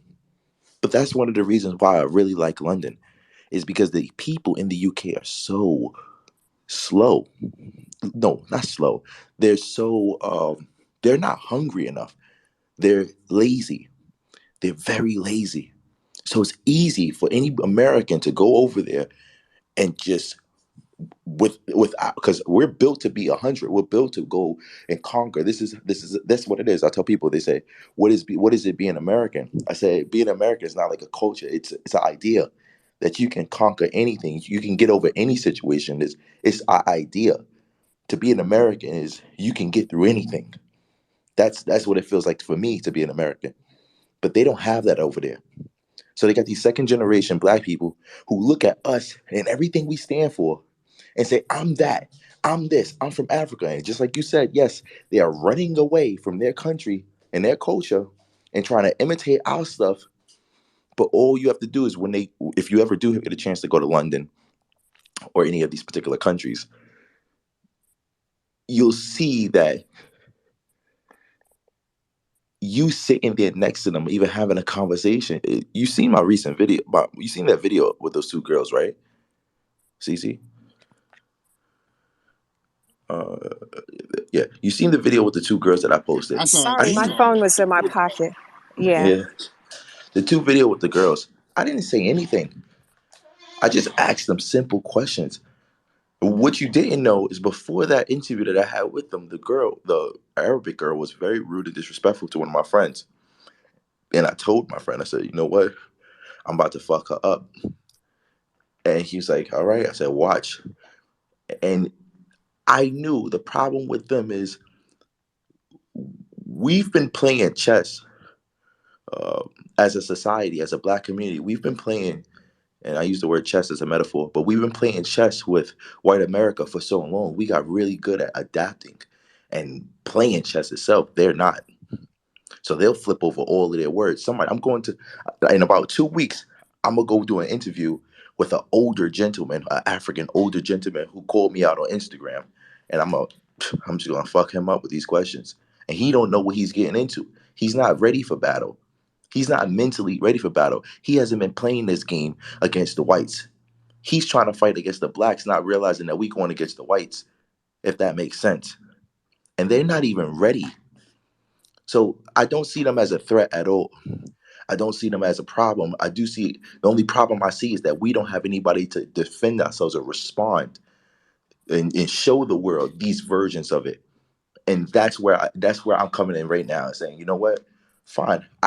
I can't have beef with these guys or feel any type of way towards them, because if I have beef or feel any type of way towards them, that means they on my same level. No, you can look at these people and just say, you're definitely not on my level. Cool. What I am going to do is let you expose yourself, and I'm going to show America, and Black America's going to spread this real reality of what's going on. And then we're going to push that forward. And the more you keep disrespecting us, the more it's going to bring down your value. And then people's going to start seeing a difference, because out here, they don't know the difference between black people. They think, even in America, we know the difference between Africans and black people. In school, I'm like, no, no, no, he's African. I'm black. It's a difference. In most of Europe, they don't know the difference. They just put us all in one group. So Yeah, that's why man. Keep on with that, man. I appreciate what you're doing, my brother. Yeah, I appreciate that. And please send them videos out, and I will retweet them. I want to, especially I want to hear you debate this guy. And so yeah, keep doing what you're doing, my brother, because we need to see that. I think what you're doing is great. I genuinely think I really got to give you your flowers and pat on your back, bro. You literally have a full audience here of a whole bunch of different black people who literally agree with the type of conversation, and you and even the people that are in this who are talking, Cece. Oh my God, your voice, your reporter type voice, the way you talk, the way even you, Dwayne, the way you talk is so informative, is so good. You know, the way that you conduct yourself, it's like it's so newsworthy. You know, like I was sitting there listening, I'm just like, wow, this is really great. You actually know what you need. You know how to do it, and I really gotta say that's really, as a content creator, that's super dope. Super, I'm very inspired by the way. I'm very inspired by the way you guys conduct yourselves online, and keep up the great work. I'm definitely going to be tapping in a lot more often into these conversations. Uh, and the crazy thing is, if I would never got on Twitter and started paying attention to Twitter, I would never known about the FBA. I did all of these terms, and these things are really new to me, and that's sad. That's something that we should be paying attention to, that I'm just now finding out about this particular stuff. Don't take it as sad, my brother, because at the end of the day, this is something that we've been working on here in America on the grassroots for a few years now. So, not being in the country, that's understandable. So, but it just shows it's a different time that's going on in the world right now. You get the message of where you at. You do what you do over there, then and over here, there's legions of us over here doing what we do. And I got one day I probably if I have time, see if I can interview on my YouTube channel. I got a lot. It's a lot bigger over there on caffeine, because there's millions of Americans who are on code, who are on this vibration right now. We Yeah, just we could not gonna get definitely do covered by that. the BBC. All Hey, right. Adonis, are you foundational Black American? Yes. Yeah, my parents go back about 5 generations in New York itself, Awesome. so far as That's I dope. know. And then That's dope as hell. yeah, I'm I definitely. want to get, but I want to get to some of these other hands. I got some people that's been kind of patiently waiting. All right, no problem. Thank you And so much for hearing me out. I gotta get to posting. yes, sir. Yes, sir. All right, brother. Great Thank you speaking to again. you. I'm gonna hit you up soon. Okay. Yes, sir. All right, Just Eve. You know who was next, or Beatzilla? It's gonna go to Sister Oh, we got Sean. Sincere up here. And Sincere, I yeah, can't hear you, he Eve. just got. You can't hear me? Yes, Sister Sean. Sister I Sean can't is hear we. Hey, hey, Beatzilla hey. either. You can't hear me Yeah, either. I can hear you, Beatzilla. I can hear you. Can everybody hear me? I can hear Okay. you, I I, can't Sister hear Sister all right. Shine. So I'm not. I can't hear anybody. Dewan. Twitter don't like you Twitter today. don't like you, but I guess I got to move on because I don't want to delay the space. But here's what I have to say is that yeah, I'm not I'm not musically inclined at all, but I enjoy the conversation and I enjoy the addition and the exchange. Listening to Is anyone speaking? yeah, I'm speaking. I Yes, don't hear any. Sister Sean is speaking I right don't hear now. anybody. I can't Yes, hear Sister Sean. Sister Sean speaking I right hear now. I don't. I hear you, CC. I don't hear Beatzilla. Uh-oh. I'm gonna And remove Beatzilla, okay. and I'm You gonna might bring want to y'all just back. start fresh because it's just too many people that can't hear one another. I'm gonna remove them all and then bring them back, and then see if that works, Uh-huh. and bring them back. Um, in the meantime, can somebody invite? Let me see. Let me go. I'm gonna invite Can Jesse you guys back. hear me? and I want to invite Beatzilla back. I booted them both because I couldn't hear. Hey, if y'all in the chat room, could y'all hear them? Hit the hands up if y'all can hear them. I'm gonna go to Sincere. See if I can hear Sincere. Can you hear me? Yeah, I can hear you. Yeah, go ahead. Go ahead. Can anybody else hear me? Dwan said he can hear me. Can anybody else hear me? Yes, Okay, sir. I see some thumbs up and all of that. Looks like we rocking and rolling. Peace, Dwan. What's going on, man? Bro, it's all good, man. Keep doing what you're doing over there, man. You hitting them hard down in Georgia, brother. Likewise, King, man. Great space, of course, as always, man. You hitting it on the head with the music history and all of that, and just breaking it down from an anthropological standpoint and all of that stuff. Like the stuff that you're saying cannot be disputed with any level of logic or science or anything. History, nothing. It's like nothing nobody could say to dispute, the way you break the game down. But I really just pushed my mic because I wanted to give the brother Adonis some flowers, man. Listening to him speak, I know he hopped off of here real quick, but I found it real interesting that even though he hasn't been tapped in with our conversation and what we've been working on here online and offline, you know what I'm saying, but just our community as far as foundational Black Americans and all of that, the fact that he wasn't even tapped in with any of that, he wasn't familiar with none of our talking points, none of our terminology, but yet and still his experience has validated everything that we've been saying. You know what I'm saying? I found that to be real interesting and just wanted to give him his props the way that he spoke because I just started following him recently. I just came in contact with his content from my brother Chase at Voice of the Ancestors. He had posted one of his joints and I went and found his page off of that. And I was wondering, like I was kind of curious. I'm like, okay, I see some stuff here, but I wasn't really sure if the brother was on code or not. You know what I'm saying? You know how you got to kind of just vet people, you know what I'm saying, when you first come in contact with it. But listening to him speak here on this space, I was impressed. Yeah, man. That's good. It shows you that what we see here, that's the beautiful thing about the internet. And we as Black Americans and what we do, we'll take anything that's meant for whatever and turn it into something good. That's just what we do. You know what I mean? They took the instruments away, we made turntables, They made auto-tune something because a white woman named Cher couldn't sing. So they created auto-tune so Cher can sound like Dionne Warwick. And then we turned auto-tune into a whole goddamn instrument. You know what I mean? That's just who we are culturally. And so we've been using the internet as a communication tool.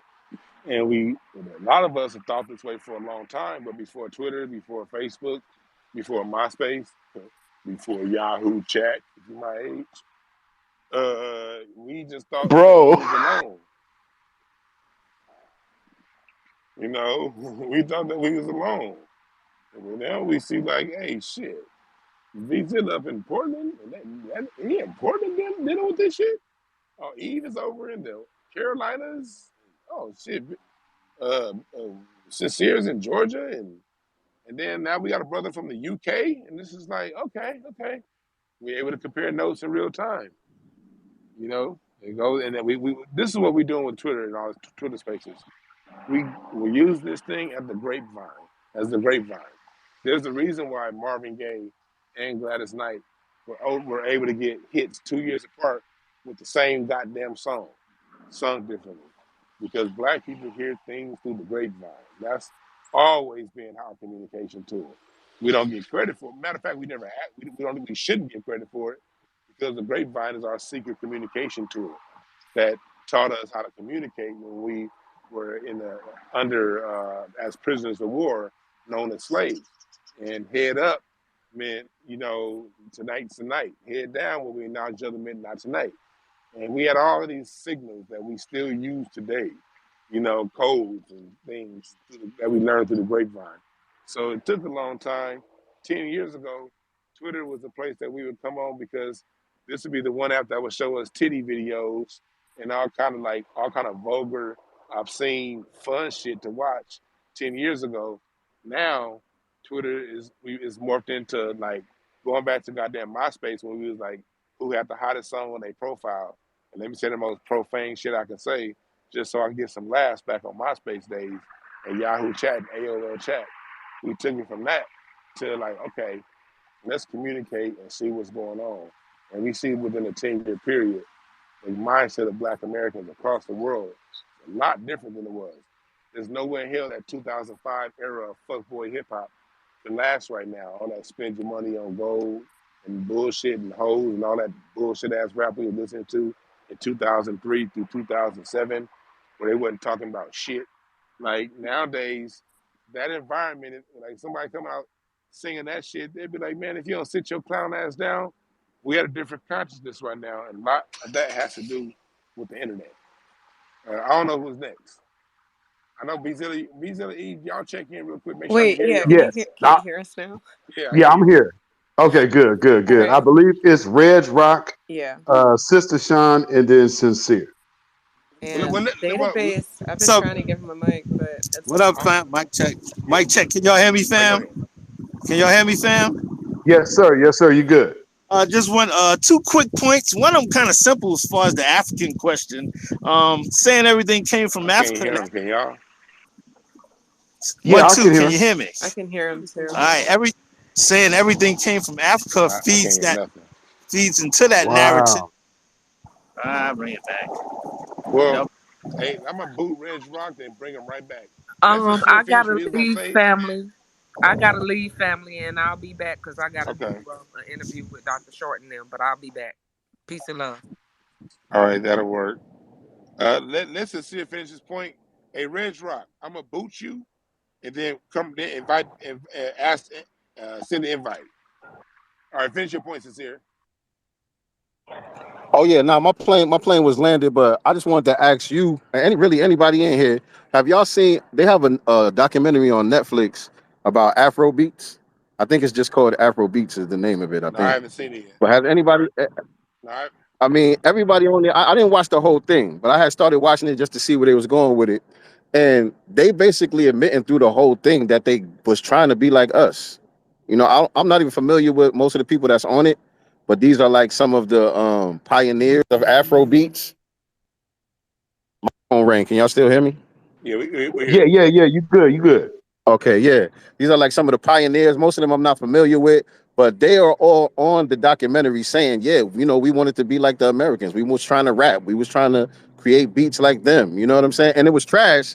They start playing some of that early Afro beat stuff. I mean, it was trash, trash. You know what I'm saying? They stuff starting to take off a little bit now and gain some popularity, really because they kind of adapted to our swag a little bit more, and really because we started to put our stamp on it. You know what I'm saying? People like Chris Brown and Beyonce and people like that started to put their stamp on it. So now it's becoming more popular, and it's like they feeling themselves now. It's like, yeah, Afro beats, we doing our thing. Yo, you seen Burner Boy, this, that, and the third. It's like, dude, y'all look like us. It's not like you popped off with your own culture. You know what I'm saying? Y'all popping off by doing your best imitation of us. What's going on, fam? Hey, I hey, got I hey, got somebody coming in right now. hey, Sincere, this is what it is. This is what it is with them. And I'm gonna get to you, Reg Rock, next. This is what it is, and we gotta recognize this. This is Afrobeat's Time in the Sun. We gave it a sample validation. That means it has a 1 to 3 year run max. Remember the Latin invasion with Ricky Martin and that pit bull motherfucker with the glasses and a bald head? Remember when it was the Latin invasion and Latin music was gonna take all over? And then when you had them in the early '90s, you had the Shabba Ranks and era and the other Shaggy. You had them. Everybody get a little bit of time with our music. You know what I mean? You get the little white boy runs, the cats from the UK. They get a couple years in the sun, but it always comes back to one, and we are the one. That's why our music is on the one. As Brother George Clinton about how that goes. Everybody that gets an imitation of our music, they get a couple years. And I love bossa nova, but the best years of bossa nova was Brazil '66. From '66 to '69, bossa nova took over, another sound that was created by Dizzy Gillespie, a foundational Black American, by the way. But you know what I mean? Everybody get a little cool little run, then they come back to us. So we can let them talk. And no, let them have a good time. And by the time we get to 2024, 2025, their music will go back to just sounding musty, and we'll be on to something new. Go ahead, Reg Rock. Hey, what's up, fam? Much love to everybody. I also want to start off by saying, as much as I think I know, I sit here as a student among you guys teachers, so I always appreciate the knowledge you guys drop. But one simple point I wanted to make, for saying everything came from Africa feeds into the narrative that wasn't none of us here. So that I think that's a big reason for that, and it's pretty simple. And also from what I'm hearing lately about we don't know where we're from and we don't know where we are, how is it going to benefit us if we did know? I think that's a question you should pop on somebody from the diaspora if they tell you that. And was that Beat Zilla talking about the church musicians? Yes, sir. Yes, sir. I can tell you some stories about some of the conventions, and this person get. Oh, you said the conventions? And I wait until next year. I'm gonna get them next year. And we ain't supposed to be acting like this in church. I can see in school everybody cocky, but I can tell you some stories to laugh at. Even when I done been told to get up for no reason that I can think of, and almost cried. So I'm gonna get them next year. But peace and love to everybody. I'm at work. Oh, and I am in Puerto Rico, by the way, working for these 2 weeks, and I'm waiting to hear some hip hop out in the streets. And I haven't heard any. I'm not in San Juan. I'm on the whole west coast of Puerto Rico, kind of out in a smaller town. So definitely that what I hear is what we used to hear in New York back in the day. That the salsa, the Latin jazz, and stuff like that. That's what I hear in all the bars and clubs out here. So yes, sir. If you out there, man, in New York, go check out Eric Lewis, man. You get a chance. all right, and it's good too. A lot of it I'm hearing is good, but they didn't create hip hop. We know They just ain't keep create it. no hip hop. All But right, yeah, that's how it is with them, man. all right, They want thanks, to man. go around. All right, brother. Thanks. I gotta get back to work. Y'all get me in trouble because y'all remember that preacher's joke about I'm getting ready to close. Yeah, 2 more hours. Some of y'all need to think about that, but it ain't. You Hey, know, that's so funny, bro. What he said to YB just made me think back when he said, "Hey, get up." If you a church drummer worth your salt, if you a drummer worth a damn, you have had that experience. That hey, hey, get I up. was just about to tell a story. I was 17, 18, and it was my first time. It was a church convention, and that same weekend, I had a show with this band at the Roxy Theater on Sunset, and so that was my first time playing the Roxy. I'm underage, but I'm a musician. You can whatever. It's the '90s, and so I I remember when I was at the Roxy, it was a pleasurable experience. You know what I mean? The other drummer was courteous, got their drum set out the way. I pulled my drum set in at the Roxy. You got 20 minutes to set up. It's 20 minutes between them getting off stage and you getting on stage. Lights on, let's go.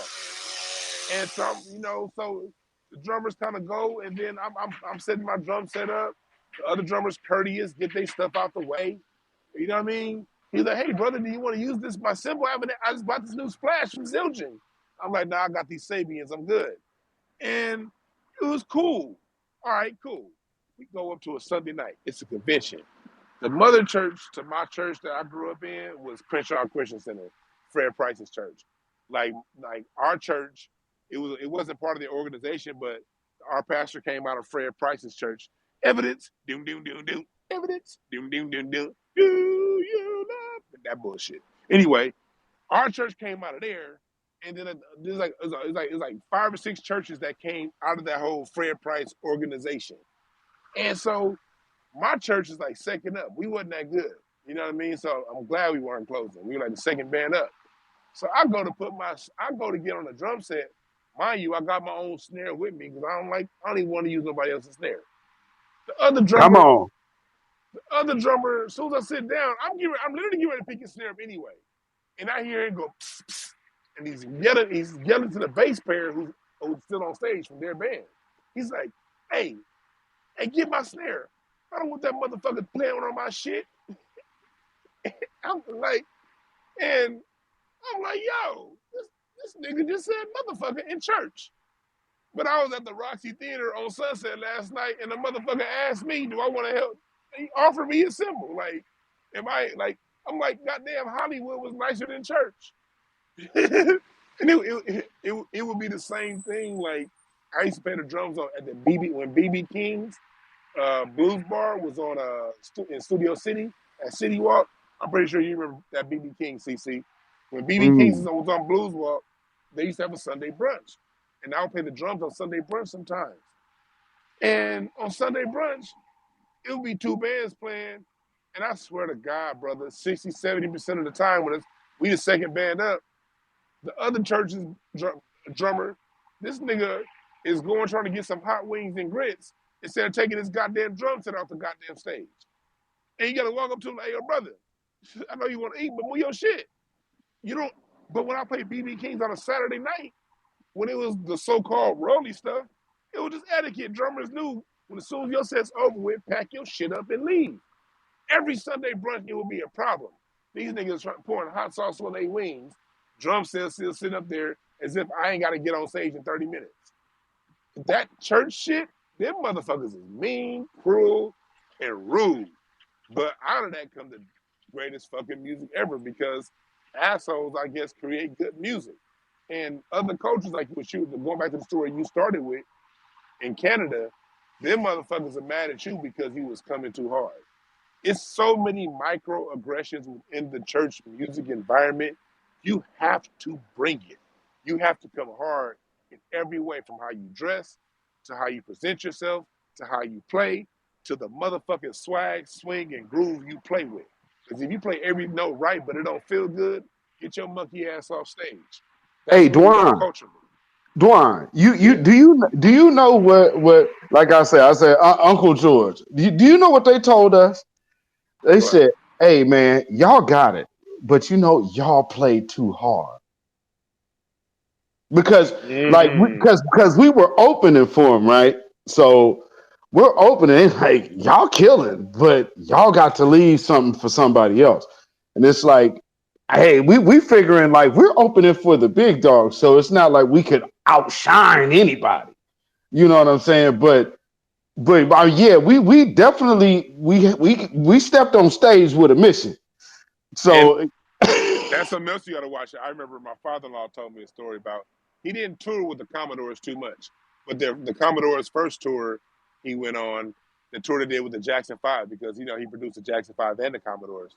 So that was one of the few tours that he went on, like 73, with Jackson 5 went on for the Commodores. And he was talking about how, like, that was, like, one of the last good, like, cool tours because the Commodores and the Jackson 5, you know, they had gotten along really well, and the Commodores weren't quite ready at that point yet to outshine the Jackson 5. But they talked about like future tours around the time Commodores, just before Brick House had come out. And like it was a few tours that they weren't welcome on anymore because they played a little bit too hard. People are thinking, oh, this is just the Commodores, but the Commodores they were just a college band out of Tuskegee University. You know what I mean? They weren't, you know, Mr. Carmichael made them into that, to what they became. So no one was ready for them but when they got to that point that they were ready for them, people started. It became a little bit harder to get on other people's tours, and they had to start getting their own tours. Because in music, that same thing happened with Rick James and Prince. Prince was opening a little bit too hard for Rick James, doing way too much, gyrating on stage with his booty hole out and all that yelling and snapping and shit going over time.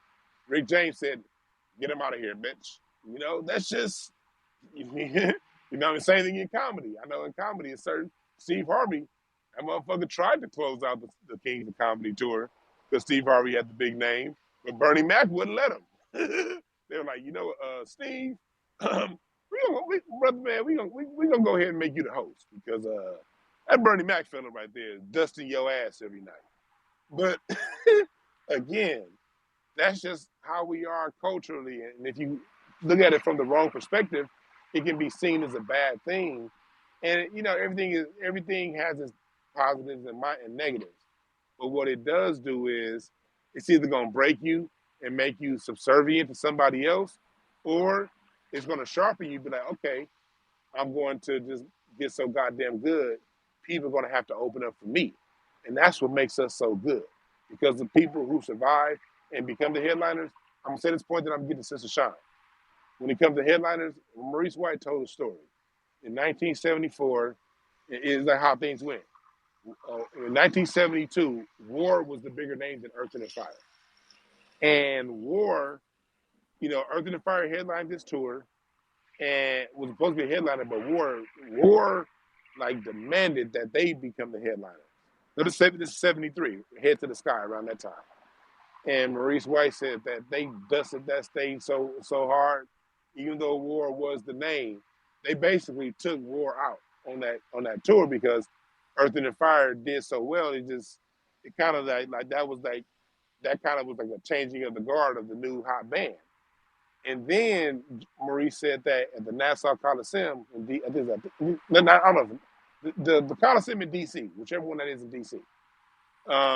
He said in DC they opened up and they was riding high from dusting off War and being this hot band, and they opened up for Parliament Funkadelic.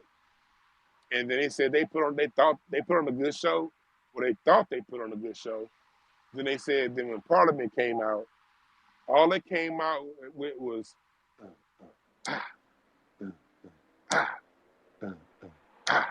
and just played that groove for like 5 minutes.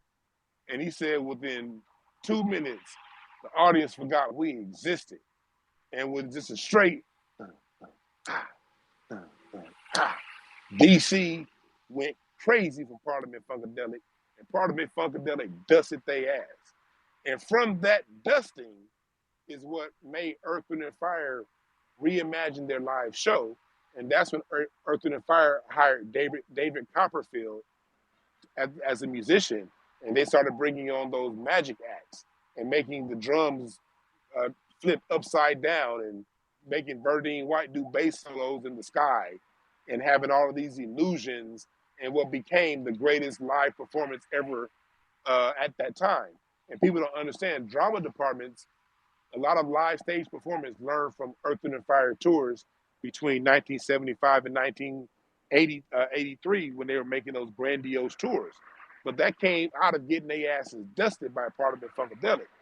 Then Parliament Funkadelic heard that these niggas hired David Copperfield and had this show with the drums going upside down.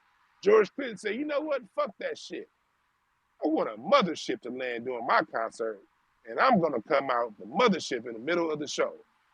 So dustings and ass whoopings and shit talking sharpens us into greatness and becoming greater than we were before and greater than we were before. And all of these things happened when Black people were in control of our music, were in control of our budgets. It didn't stop until these white-owned companies bought out the Black-owned companies and killed the budget and stopped us from evolving our shows. But when we were in control of the budgets, Maurice White had his own record company, ARC, which was funded by Columbia Records. Distributed by Columbia. And George Clinton had he was before RZA. He had 10 different bands and 10 different labels, so he had money come from all across the place. So that's who we are. And in this fight, we sharpen ourselves to greatness. That's why I'm saying, going back to my original point of this internal fight that we have about where it comes from, we come from all over this damn country. It's cool to have a reference point about who comes from where, but we got to know that this just is Black America. Whether you in St. Louis, Detroit, Chicago, or wherever, it's greatness coming out of your city. Why? Because you Black American, and we need to hang our hat on that, no matter where we come from within this country. But I think Sister Shaw was next. Real quick, Dwan, it's just go good. ahead. No, I'm just going to say this 2 sentences. You also just pointed out something that's innately us, showmanship. No one else ever outperforms us. Never at all. Burner Boy. Go ahead, Sister Sean. Okay, I hope before there was some technical. I hope everybody can hear me. Can you hear me?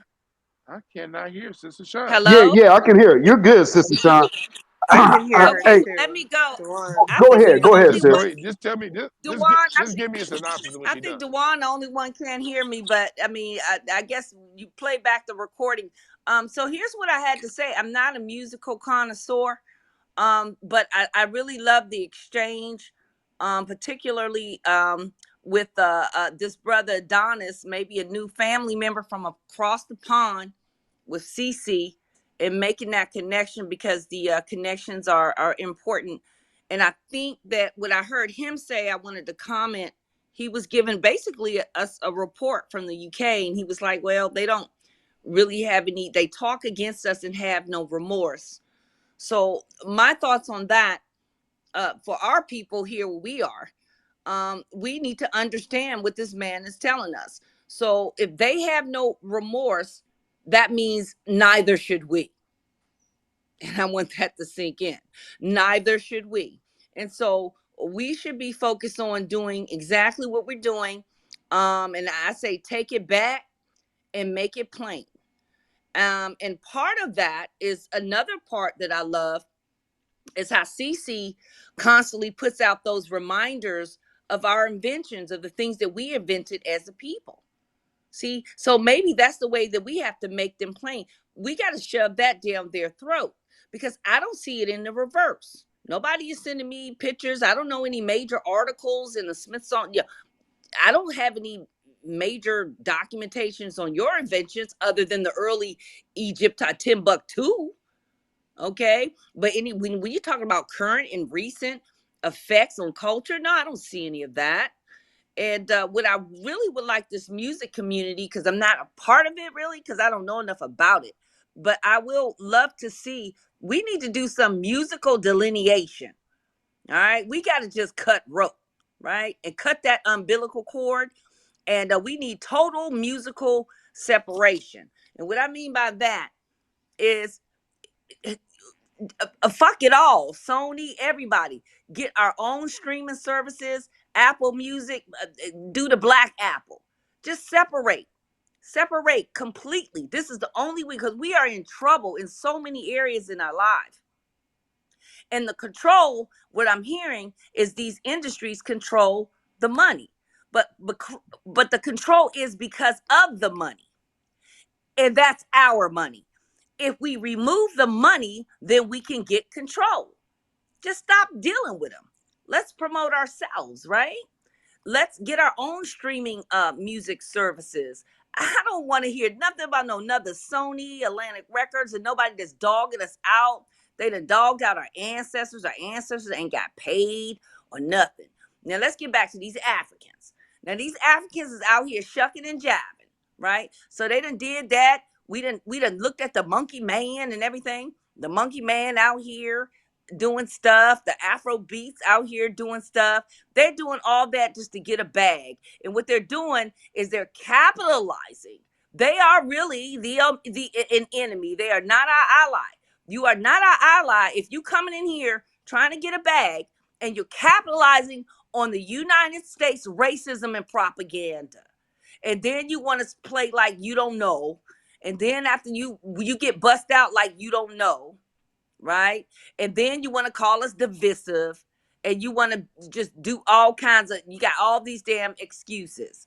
And so, but really what you're doing is because you really have nothing to offer in the current day culture and the current day inventions, you want to turn around and demonize us. So they got to be put somewhere in left field, right, with the damn white supremacists. So I say get rid of them all, and let's get our, please, you music people, get your own music streaming services. And we don't, even Beyonce, JC, they will be no more. Do you understand that we make them who they are? Get rid of them. Don't even entertain it. And that's my solution, because the control is about the money. If we remove the money from the equation, they cannot manipulate us. They cannot manipulate and take over and cultural appropriate. It's because we feed that shit. We feed our own demise. and we do it over and over again in different levels. We're doing it in the music industry. We're doing it in the political landscape, and we're learning. But starve them. No, you're going to come to my house. Reverse that shit. Sony is going to fucking pay us. Atlantic Records is going to fucking pay us for all of our goddamn artists who never got paid and starved broke. Now, I know enough about that. I ain't deep into it. But I do know that a lot of our brilliant artists got starved and died broke. Nothing to leave, no inheritance, nothing for their families. The same shit on the political side with they stole our land, eminent domain. We ain't got shit to leave, nothing. Every child has to start all over. A Negro has to reach in their pocket, ain't nothing but some motherfucking dust. We got to understand this money game. And we got to stop these Africans. I don't give a damn if you's a damn African. Because they out here shucking and driving and they're ignorant. They don't even know their own fucking history. Like CC said, you don't even have a fucking birth certificate. Get the fuck out of here. And I land right there. And here's one thing I want to tell the space. I don't like this. I'm about to change this thing. Dwan, Bezilla, I'm going to give you your cigars, not your flowers. Stop saying that shit. I ain't giving no damn nigga no fucking flowers. I'm giving you your fucking cigars. Let's stop that shit. So I'm gonna give you my cigars. Big up to both of you all and all the work that you're doing. And then I'm gonna give CC her flowers. So please stop that, fam. That's some fucking feminine kind of light in the loafers type shit. I'm not giving no damn man no fucking flowers. I'm giving CC her fucking flowers. I'm giving Dwan and Bezilla a cigar. Go smoke it, be happy, and have a nice evening dinner with your woman. And I hope it ends well. And I'll land right there. Thank you so much from the Married Man Squad. Dwan, can you hear me? Yeah, I hear you and Bezilla. All right, Sister I didn't Sean hear. just I couldn't finished. hear. I was over there. She gave I've you been your over here rolling cigar. the blunt. Oh, thank you. I've Oh, been there over you here. go. That fits. Yeah. Yeah, I couldn't hear her, but yeah, I know she was preaching. And I was like, I wish I could have heard her, but I was like, I can take this time to roll this blunt real quick and light up another one. So yeah. So what was she saying? What I know. What was some? Oh, it seemed man. like the gist of it was to make sure you have ownership, and Bezilla probably can go into a little bit more, but ownership is hella important. Hell yeah. Yeah, she and so again she said men don't get flowers, we get cigars. So she was giving us our cigars. So she was giving, yes indeed. But she was also talking about ownership of we owning our music and taking our because truth be told, that's another avenue that I have heard people talking about, how a lot of our elder artists that have gotten robbed by these record labels, their families do need to be straightened out as well. And then also the just taking our music and owning our music in the future. I will say this. The only issue that we facing with that is that the revenue streams in the music business is tied into the government. So although we are part of, you may be part of BMI, you may be part of ASCAP, everybody that's at these conventions are reporting their taxes to the government. And trust me, they know, the government knows what your check is before they send it to you. And you are responsible because they don't take taxes out your ASCAPs and BMI checks. So you're responsible for those taxes. Trust me, you are so linked into the government there, it's kind of hard to weave because it's basically tied into the internal revenue system. So just to kind of explain to you how the payment system goes in record labels. Now, a record label will also pay their artists advances and whatnot, and you'll get that cash up front. The first thing that they're doing is reporting it to the taxes, though. So they lose all liability. And so again, you're on the hook for all of your taxes. So say, the scale of what I'm talking about. But just to put that in perspective, it's really more about the legalities in some aspects. But to go into any meeting you are dealing with, I'll put it to you this way: any label has a conversation with you, that means you are viable. So ask for what you want. Don't take what they give you, but ask and demand what you want. And you need your ownership. So always keep your ownership coming in. So just my little tasty tidbit of advice. Back to you, brother. Yeah, I'm glad you said that about ownership goes, because there's a book that, can you hear me? Um, Yes, Yeah, sir. we can Yes, hear sir. you. Yes, sir. there's a book that I just got because, you know, you always want to stay updated with your knowledge. My last time I was out recording intensely was 2005, six, those Right. years. See, that's the And point. so We there's always a try to be nice and be like, yo, we cool. Uh-oh. I don't great one. Okay. yeah, I No, hear I'm something. Okay. sorry. I had to remove him. I don't like that. Sorry, the great So one. You I can't had just to come up off your mic while the host is speaking. thank you. I was going I'm over on a different page on my phone, so thank you for that. I was like, what the hell going on? But so my last time around really recording intensely was 05, 06. I've been out of the recording since then, and so a lot has changed in the music industry since then. And so because I'm getting back into it, recording and doing more stuff, I have a song that I have out right now. I produced called "The Maggot Brain Live" by Jairus Mosley. Go check it out right now on iTunes, Spotify. We covered "The Maggot Brain Live." I'm a producer on that song, so check it out. But like, it's a book called "All You Need to Know About the Music Business" by Donald S. Passman. Passman. Get the 10th edition, because the 10th edition covers streaming and update on the Music Modernization Act, the music modernization. Trump actually did a good thing. The Modernization Act cleared up, songwriting royalties for people who wrote music before 1971, and it also cleared up, some of the disputes with how artists get paid through streaming. So make sure, even if you're out there in the business and you've recorded stuff before, stay updated. So get the 10th edition of that book by Donald Passman, and that'll help you stay in the know and stay up to date.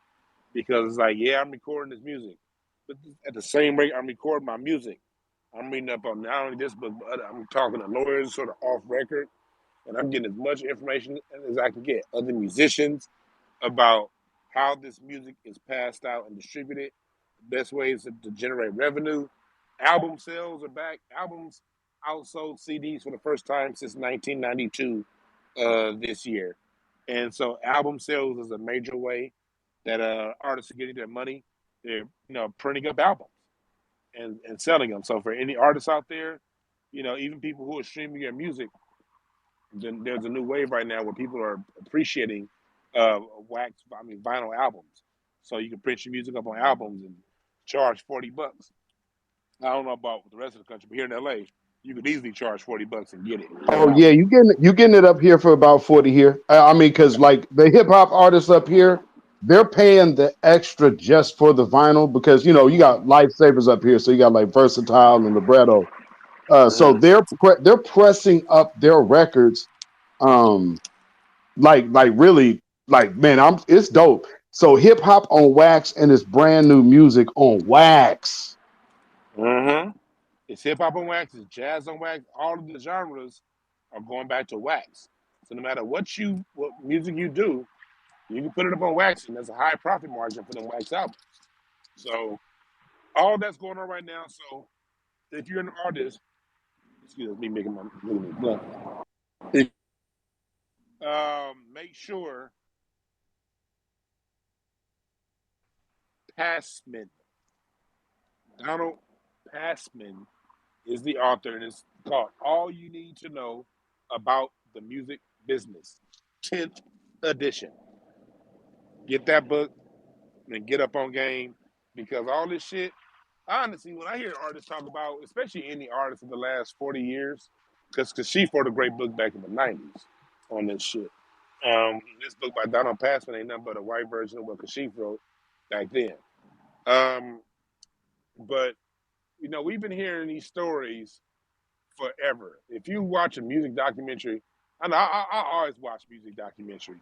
Every time, and I'm getting tired. Every time I watch Unsung or PBS music documentary, it's an old black man saying, "We made all the good music, but somewhere down the line they took our royalties." You know how old black men talk. They don't say royalties. They say they took our royalties, and I ain't seen the royalty check in 40 years.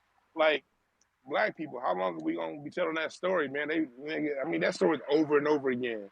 And yes, these people find a way to keep beating us, but half these niggas never take the time to even look. I won't say half. 95% of these niggas don't even take the time to look. So on one hand, we know these people are gonna do everything they can to cheat us out of our royalties. We know all this, but like always, they always give you an outlet. And I always like to bring this back into how, because you got to understand other people's viewpoints. These people who are in control, they one of their methods when they're deceiving you, they will tell you that they're deceiving you, and they'll give you an out. They'll put the information out there through movies, through books, whatever they're cheating you on. They're going to give you counter information to get yourself out of it. And if you choose not to read that information and get yourself out of it, these people feel they have no karmic, no kind of responsibility, no kind of any kind of energy coming back to them, because in their mindset, they told you how to fix it. They told you how to get around it. You didn't read it. Now, you didn't read it because most of the time you don't know it exists. But the reason why, if you're going to tell the truth, most black people don't know things exist, those niggas don't even take the time to figure it out and find out. So busy. Like, this goes back to, there's a song called Hey Bo Diddley by Bo Diddley. It came out in the late 50s, early 60s. And it's a song, and if you hear the song, you'll hear the song it's been sampled for the last 70 years. They try to tell you hip hop sample. Don't nobody sample like these rock and roll white boys when it comes to our blues music of the 60s and the 50s. But anyway, in the song Hey Bo Diddley, there's a part where Bo Diddley said,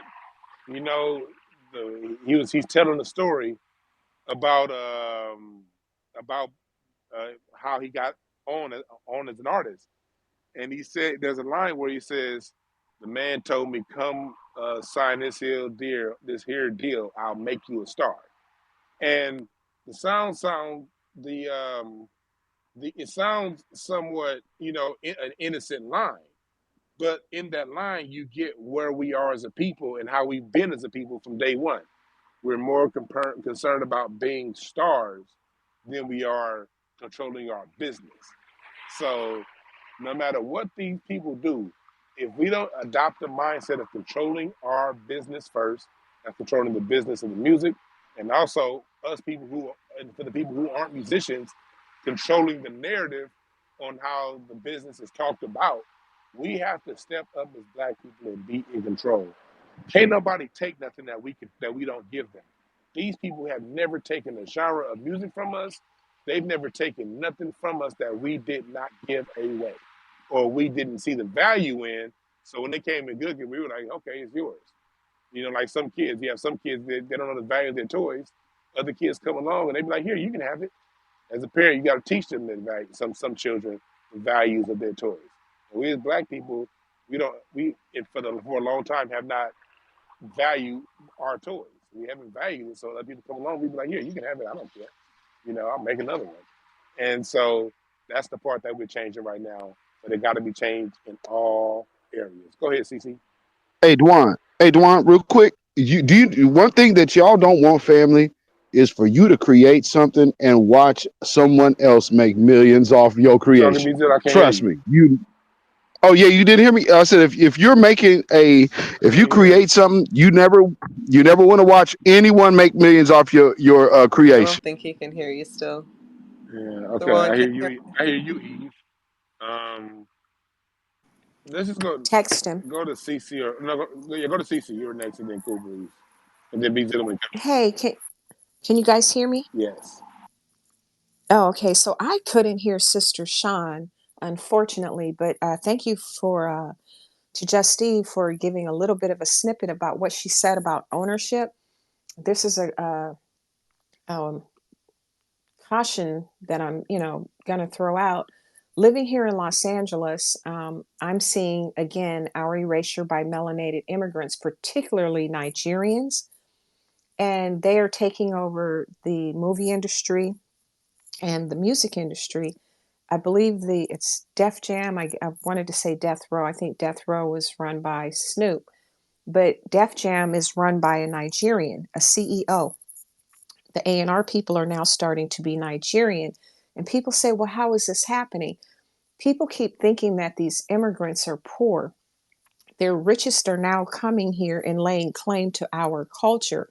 And what we're doing, to Dwann's point, is relinquishing our music for a few dollars. So now they're throwing money at us. And so we have melanated immigrants now saying, okay, I'll sign you, brother. And they're taking over our music and they're inserting their artists. I don't know if you've seen this, Dwann. Driving around LA, I see more billboards for African artists I have never heard of in my life. And there's Yeah, I've billboards. seen it. Yeah, there's young girls singing R&B. I've never heard of them, but they are pouring money, flooding the music industry to promote Africans as our artists. It's not really working, but it may, because our youth don't quite know what's happening. So I'm just going to close with this. We have to, I know we're a people that have been impoverished, collectively for a long time, but we are going to have to start speaking to our artists and our talent about their value and not just taking the first offer given to them. And we're going to have to stop putting other people on. That includes Latinos, Asians, melanated immigrants, white people. Stop teaching them things. Stop thinking like Dwann said, this ain't nothing. I can show you this. No, keep everything in house. Insulate. Let's put our money together. Dwann, there's enough of us in LA that know each other that can put up enough money to put behind a really good artist. We could start our own label and or record company here. So I don't know. I'm just saying this. Look at what people are doing and how they're getting in position, and let's not relinquish our talents and our power. Peace, love, and reparations. Thank you for that. Let me get to you, Cool Breeze. But Cece, to your point, I believe the way I frame it to young people is like we got to play sort of like what Nitty Fuller says, political jujitsu with it. When I frame it to us, I frame it the way hip hop was framed it to me when I was young. Old school hip hop said once it gets to the mainstream, it's trash, it's corny. We as a people just have to totally delegitimize the mainstream. We've done it before. We've done it plenty of times. Like every time there's been see, the internet has kind of slowed things down in how we operate as a people, but we're picking it back up. When bebop came around, bebop got so big because swing was too commercial. It was like once you would hear swing, but then put in Buddy Goodman and Stan and all these white people and the faces of swing. I said Benny Goodman and all them people. Black people just say, you know what? If it's coming from the mainstream and white people are doing it, it ain't it. So bebop was it. Now this is it. And then we did the same thing like when Louis Armstrong, the father of all American music, Pops, he had a rough last 15 years of his life because he was so accepted by the mainstream that the young black people were kind of like, oh, no, you corny because they fuck with you. We've always had that. When funk came around, George Clinton said that the reason why they kept throwing the word funk out there, they're like, because funk was a bad word. And they figured since the mainstream, these white folks, basically, they don't like funk, we're going to say funk every word. And we're going to keep it so funky that you don't even want to play it, man. Because I'm going towards the black people. George Clinton was at the forefront of heavy metal. Funkadelic was a better rock band than Pink Floyd, but they went more towards the funk in the 70s because it wasn't mainstream, because it wasn't disco. Black disco artists got clowned because they were too mainstream. Like mainstream in Black America It's always been that conflict. This shit did not start with hip hop. This is old school. Like in the early 1920s, ragtime was corny because all the older people like ragtime. We got this new thing, jazz.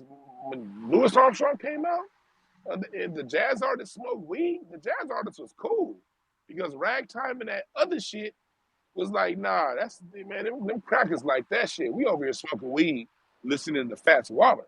That's who we are. We've always been like that until the last 20 years. This whole Jay-Z fandom. I listen to a lot of you hip hop niggas talk. Me and Jay-Z sold 100 million records. Since when the fuck do niggas care how many records somebody sold? As a matter of fact, the more records you sold, that's a higher indication of how corny you are. We got to get back to that because that's something that they cannot control. They can pump. But if we as a culture have the perception anybody that they punk is corny, does it matter? Like it already kind of doesn't matter because the top 200 is only five, according to Spotify and iTunes themselves. In a New York Times article dated this past July 2022, the top 200 only accounts for 5% of all music streams. I think we be putting too much on these kids. These kids don't give a damn about what's going on in pop America. These kids got their own music that they listen to, that they stream it. You got all these artists out there like LaRussell and all these artists out there making all kinds of money with these core audiences. You got jazz is alive and well. I was at the Jazz is Dead series with Adrian Young and Ali Shaheed Muhammad. They have a series that they do out here in LA. And last week, 2 weeks ago, they had something at a bookstore. And it was like they were interviewing jazz artists out of the 70s about the 70s jazz scene here in LA. And the audience, 80% of the audience was between 25 and 35. It wasn't no old niggas in there listening to them stories. It was black people too. And it ain't to mean black people here in LA. It was half black, and then of course it's LA, so it's multicultural. But the majority of the people in there were young people. When I go listen to Kamasi Washington, that's young people.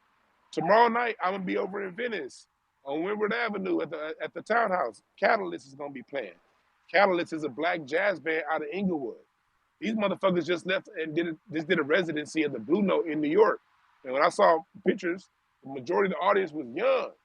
When I go see Catalyst play, as a 41-year-old, I'm gonna be one of the older people in there. So it's a whole revolution going on with music. And if we pay attention to what the headlines are saying, you're missing it. The young people are in tune with a lot of the real music out there. The young people are not as in tune with this mainstream shit as people think they are. They're smarter than we think. We just got to go around and pay attention to what's really going on. Who's next? Well, I just want to chime in. It's Cool Breeze, but I just wanted to say real quick, as far as like the music goes and what you said, shunning mainstream. Shout out to rest in peace, Plug 2 from De La Soul. He had a rhyme that was mentioning. What did he say was the night before Christmas? My crib got robbed. What did he say? He shook all the goodies up from under the tree except for CDs, a shiny suit, rappers, and flossing CDs. They were. Yep. You see what I'm saying? Ice Cube been true to the game. He's like, he said he's trying to be like Jack, but Jack is calling you a nigga behind your back. He said, then he turned around and said, you want to be white or a Jew, but ask yourself who are they to be equal to. And then he turned around and said, you trying to go mainstream. Don't you know they ain't down with the team? If you keep on down this path, it won't be no more Ice Cube, just Vanilla Ice. 30 years later, what do we have? Bro, I was at a one of them local kind of ghetto parties when that record was playing. You took me back to the mid 90s on that one, you know. But for real though, that's real talk. And at that time out here, especially being one of those, when I was in 6th grade, it was the they didn't know what to do with our music out here. So we had like we're the first people that a lot of the underground music broke to. So we were the underground. So in sixth grade, we had Dope Man. We had Rolling Down the Street in My 6'4", all that. So it was NWA and the Posse. That the cover of that tape, cassette tape, had about like 18 dudes on the cover with Jerry curls. Like we ain't never seen nothing like that before on a front of a record. That's something that's just the cats you see at the park. But it was like, damn, this is actually real music. And they talking about stuff that's relative to what we experience out here on the West Coast. And I mean, hey man, it was like fire every day. The NWA EP, it wasn't even a whole album. The NWA EP is something we was bumping, and then we would take that out and put in Too Short's first take, where he's sitting on the back of that Cadillac. Like this is how I grew up listening to like the underground sound that we wasn't expecting was even gonna go mainstream, because we was like, this shit way too hard. Like, it was like, there's so much cussing in the music. Now I know you were just a few years younger than me, Dwan B, but what was your experience like during that time and the emergence of like NWA and especially being on the West Coast? So you had Ice-T, you was getting Mac Man, Dre, and you was put it getting the like this. early Mac Dre. Put it like this.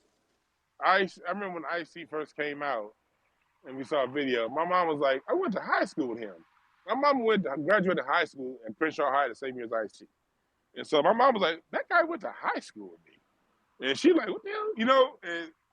And when it comes to like the NWA stuff, I just remember as a kid, you know, we used to run around. I was on the east side back then, and my cousin stayed in Compton over off of Landra and Castlegate. And I was like over on Broadway and Slauson. That's where I was. So I was east of the 110 freeway. And so, but it was still a community, loving environment. But there was a store, you know, and every time I went to the store on 54th and Main Street, it was a whole bunch of niggas in Jerry curls and Lokes, like on the NWA album. And I associated Jerry curls and Lokes with niggas getting shot. So as a young man, anytime I saw them NWA albums, I didn't like NWA when they first came out. Honestly, I didn't, because the album cover, I'm a trauma kid. Even though I present myself nice, I saw like 4 or 5 people get shot in front of me by the time I was 8. I grew up in South Central LA. Well, by the time I was 10, 1991 was the last time I saw somebody get shot.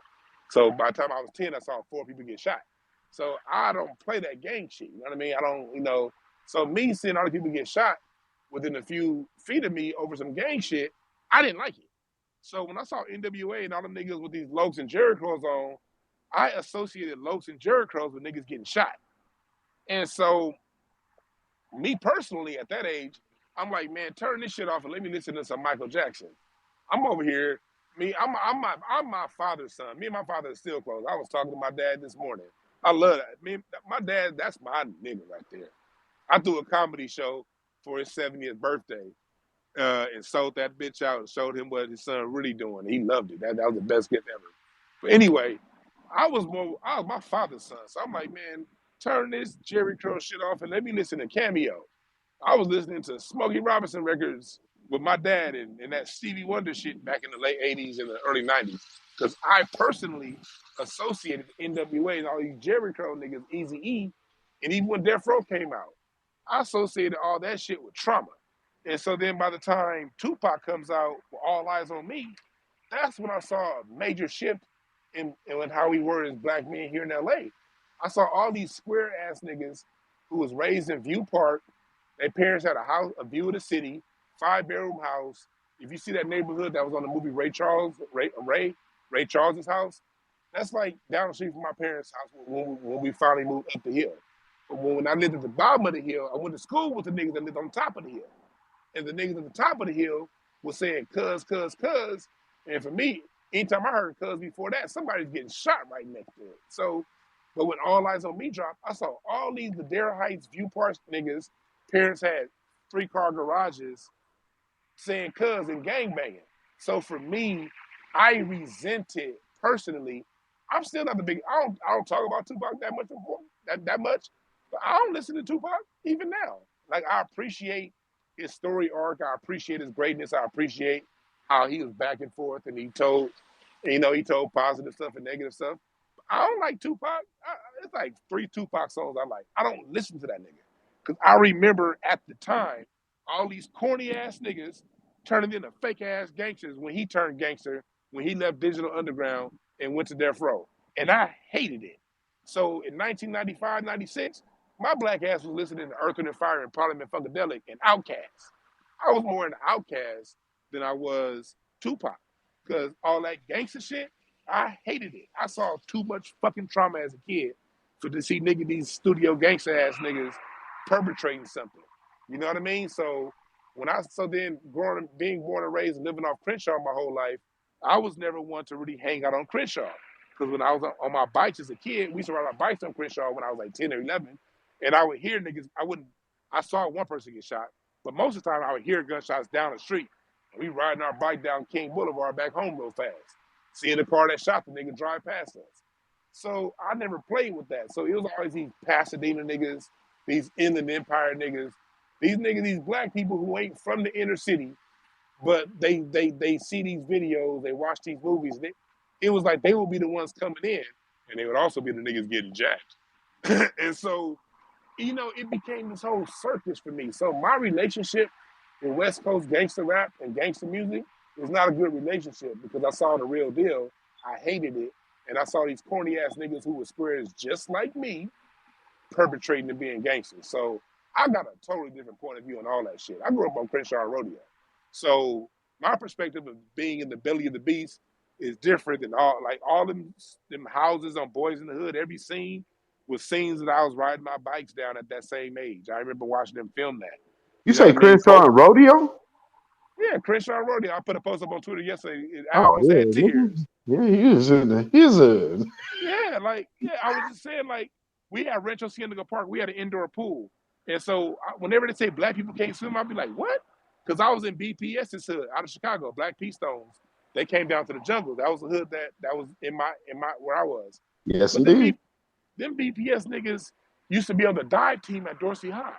So on Saturdays, these niggas will go up, be doing a Roger Rabbit, and jump off the diving board. These niggas will throw their setup in the air, do a triple somersault, hit the water with no splash. I remember watching the Olympics being disappointed, like, shit, my cousin Corey did better than Greg Louganis.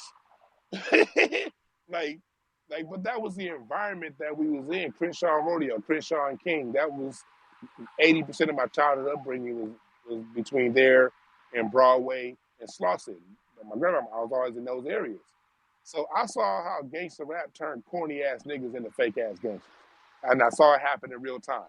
Last year in school, we was talking about episodes of Martin. Now you talking about gin and juice. Nigga, you don't even drink. Nigga, your nuts ain't even dropped yet. What the fuck you talking about gin and juice? Calm down. So my relationship is just different with the music than most people. But I'm weird though. A lot of people took into it, and I get it though, No, I absolutely feel you, bro. I mean, I because I pretty much figured what type of neighborhood you were from just by your whole get down, and then you let that be known. But again, we see certain shit out here on the West Coast, so I mean it is what it is. I mean we all have dealt with so much trauma out here.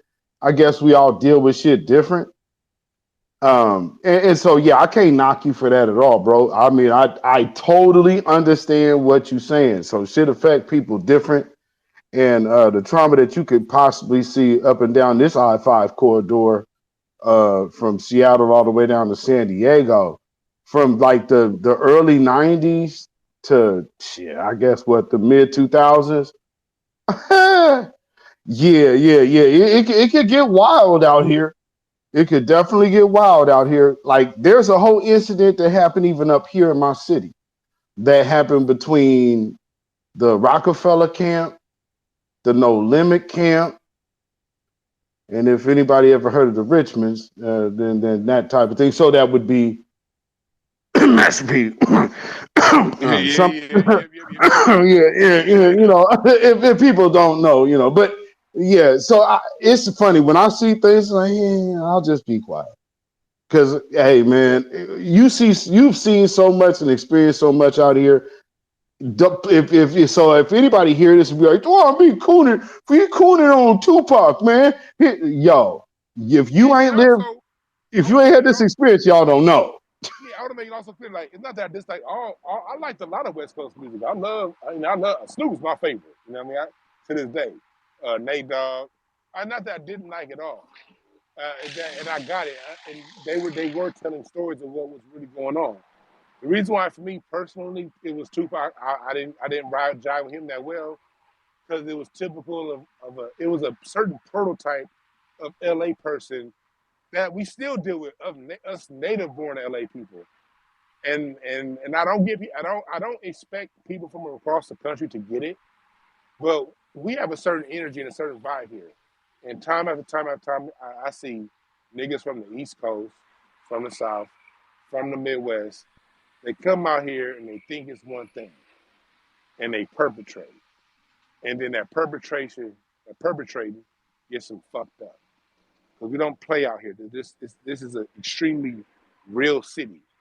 You better be who you say you are. But people from the South, people from the Midwest, people from the East Coast, they're under the illusions this is Hollywood. And I hear it in their speech all the time.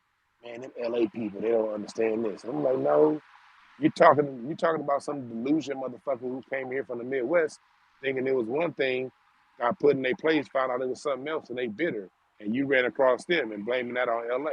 No, that's a bitter nigga just like you a bitter nigga. That's what we have to deal with all the time. And for me personally, Tupac was a personification of that. He was great. That's a shot of Shakur's nephew. That man shot police officers and defended a black man. Tupac put Carl Kanai on for free because he was black. I love Tupac. But the story of Tupac is the part that I need people to understand. When you come out here fronting and faking, brother, you went to Juilliard.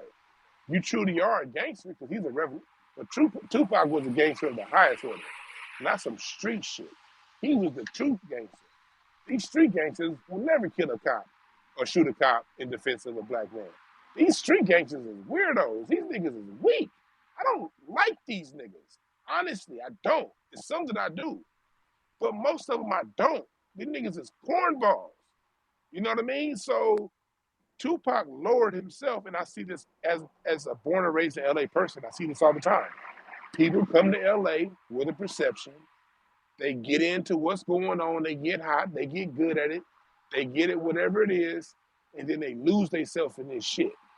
And once they lose themselves, they either get on drugs and get fucked up, they kill themselves, or their ego get to a point to where they exit themselves out of the game because they couldn't handle it.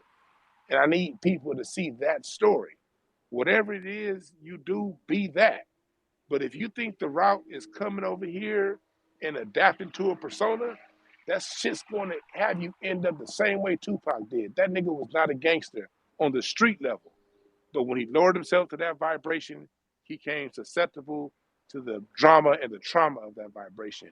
And being born and raised here in LA, I see this shit all the time. As a musician, I saw it. I see it as a comedian. I see motherfuckers come out. I remember when Jack Knight came out here to LA.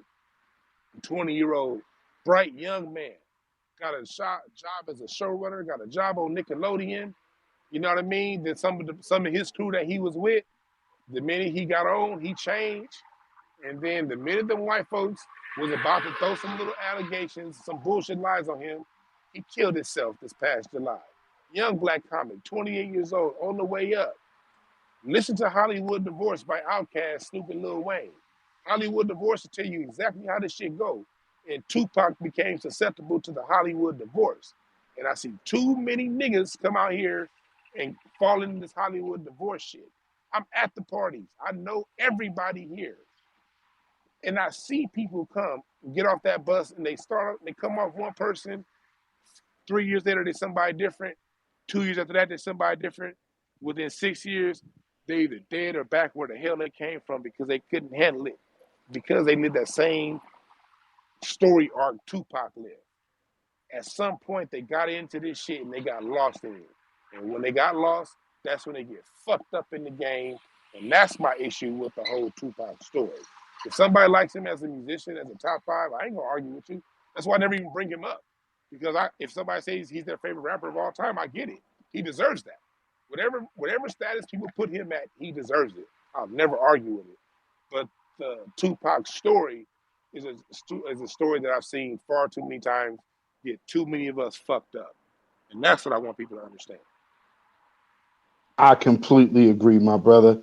And yeah, I cannot argue with any of that. And so again, I'm glad you was able to clarify that. So if anybody, you just heard the rounded conversation of his point. So there's no need to go out there. Dwan B said you got everything you needed to hear. So let's just move on. Brother Cool. Let's get to Cool Breeze. Yeah. Cool Breeze, you got it. Go ahead and unmute yourself, man. You got it. What's going on, Beatzilla? What's going on, brother Beatzilla and brother Dwan and sister Just Eve? How you guys doing? Great. And yeah, man, I want I mean, you made some really good points on that, and I agree with what you were saying, brother Dwan B. And I want to bring it back what you mentioned earlier about the contracts and understanding the contracts, because you definitely brought on some good points on that as well. Because when especially when you become a great artist, or as the artist, you are the commodity, and you can control the terms and the conditions of your contract. And when you start understanding that, and you set the tone of of that, and then also understanding intellectual property. You know what I mean? When you start understanding your intellectual property, because which is going to be within the contract, and that was one of the things with Prince. That's what I loved about Prince, because he didn't want to met any artist that wanted to do stuff with him. Hey, did you own your masters and your marketing rights and all that kind of stuff? And so, like, once you understand, ownership is the key. But when you are the great artist, even if you up under these mainstream um, record labels, you control the terms and conditions, and your intellectual property. Get it trademarked. You know what I'm saying? Any thought or idea, anything that you say or do, you know what I'm saying, you can get it trademarked, and that's your intellectual property. Get with a lawyer or even a paralegal. To protect your intellectual property. Anything that you do, anything that you say or do, especially when you go in that studio. So with that, I'm gonna yield the mic. Thank you, man. I appreciate that input, because we got to take the intellectual property and the business serious. The reason why James Brown is so great and so remembered is James Brown took care of business. Now, it took a whole government to stop him. You know what I mean? What if James Brown wasn't black? What other races, the thing that they get is they just get left alone. Because business is already warfare, so you're already going to have to deal with other businesses taking you out. All businesses have to deal with that. Other businesses taking you out. Black folks, we can handle other businesses. What you can't handle is when business and the government and the banks conspire against you. We're not going to extend the line of credit. We're not going to give you this tax exemption that we're going to give other businesses that you're in competition with. You dig what I'm saying? But so we get that, but that doesn't stop us. It's a challenge, but challenge doesn't define us. Challenge is something that is an opportunity, something for us to understand and get past. So James Brown, Michael Jackson understood the business. It's no coincidence that the two people that we hold in the highest esteem as far as entertainers also understood the business. Motown. The reason why we remember Motown and not Stax is because Motown documented everything. Motown had a camera everywhere. Man, my dad, part of the reason why I know so much history about music, I would be sitting with my dad. I got pictures of me sitting on my dad's lap when I was 3 with him smoking a joint, and we watching Motown documentaries. When they released Motown 25, and they had a whole documentary about it. My dad recorded everything on VHS tape. So from my earliest memories, I'll just be watching documentaries with my dad. And, you know, the history of the Four Tops, the history of Martha and the Vandellas, the history, you know, how the Smokey Robinson and the Miracles got together and broke up.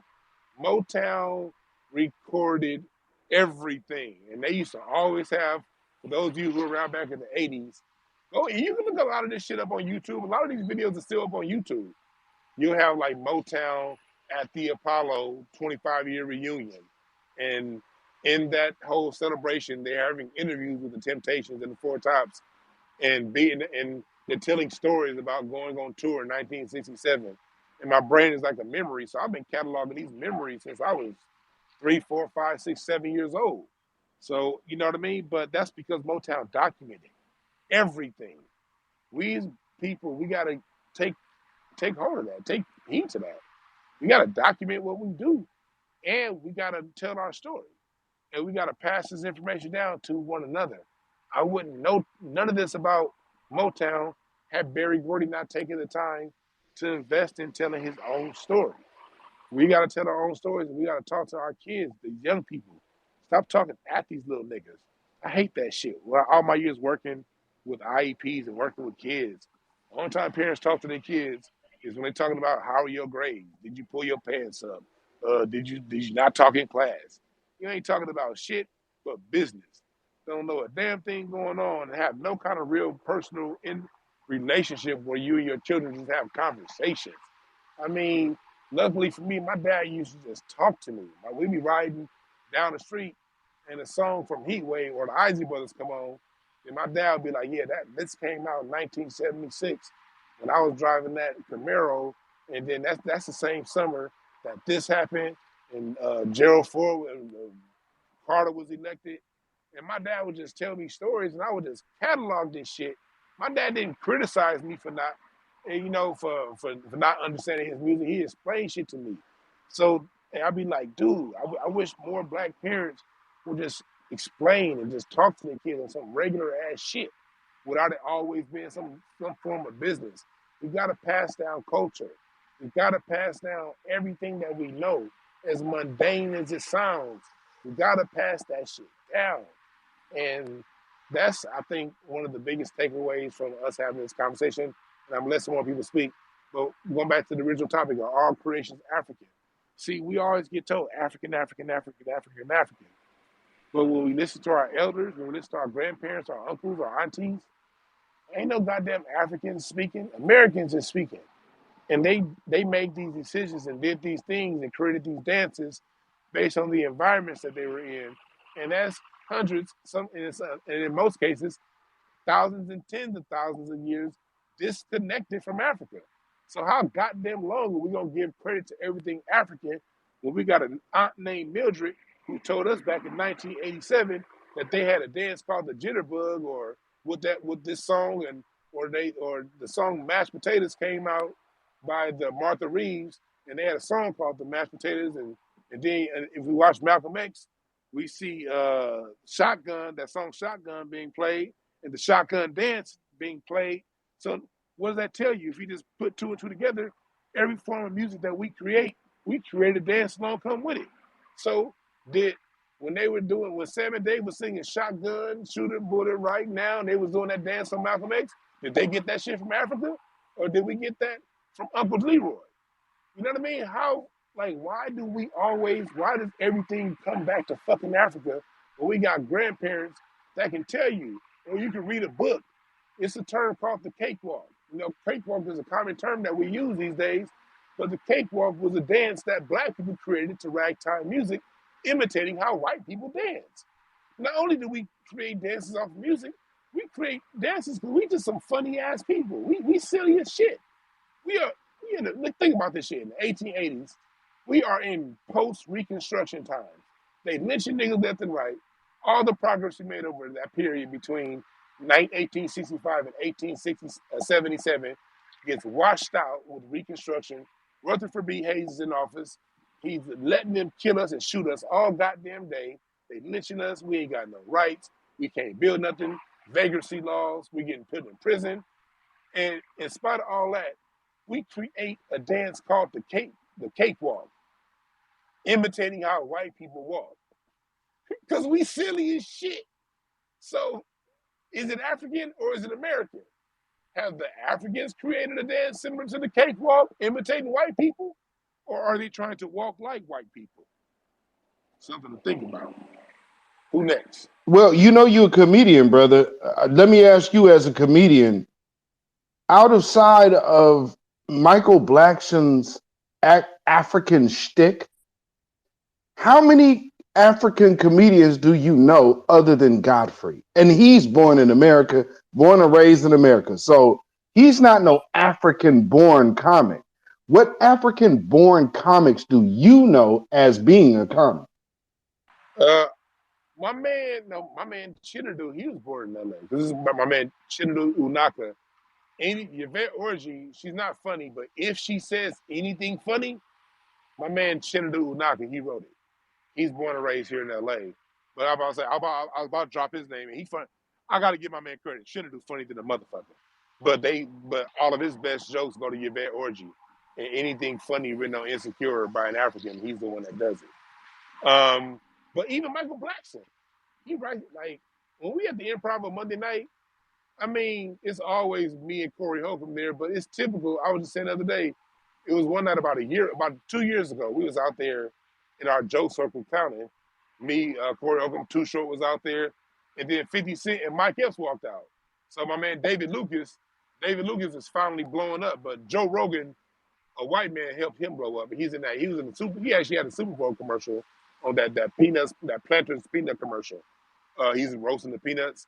He wrote the jokes for that commercial. But he started going at it. He started going at Mike Epps.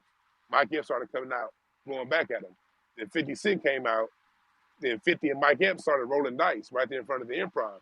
And then Michael Blackson came out, started blasting him. And Michael Blackson was like, no. Like, niggas is clowning, but Michael Blackson like, no. And when we be out there, Michael Blackson probably comes through the Improv, I would say, every 3 or 4 months. He's not gonna go 3 or 4 months without seeing him drop through at the Improv.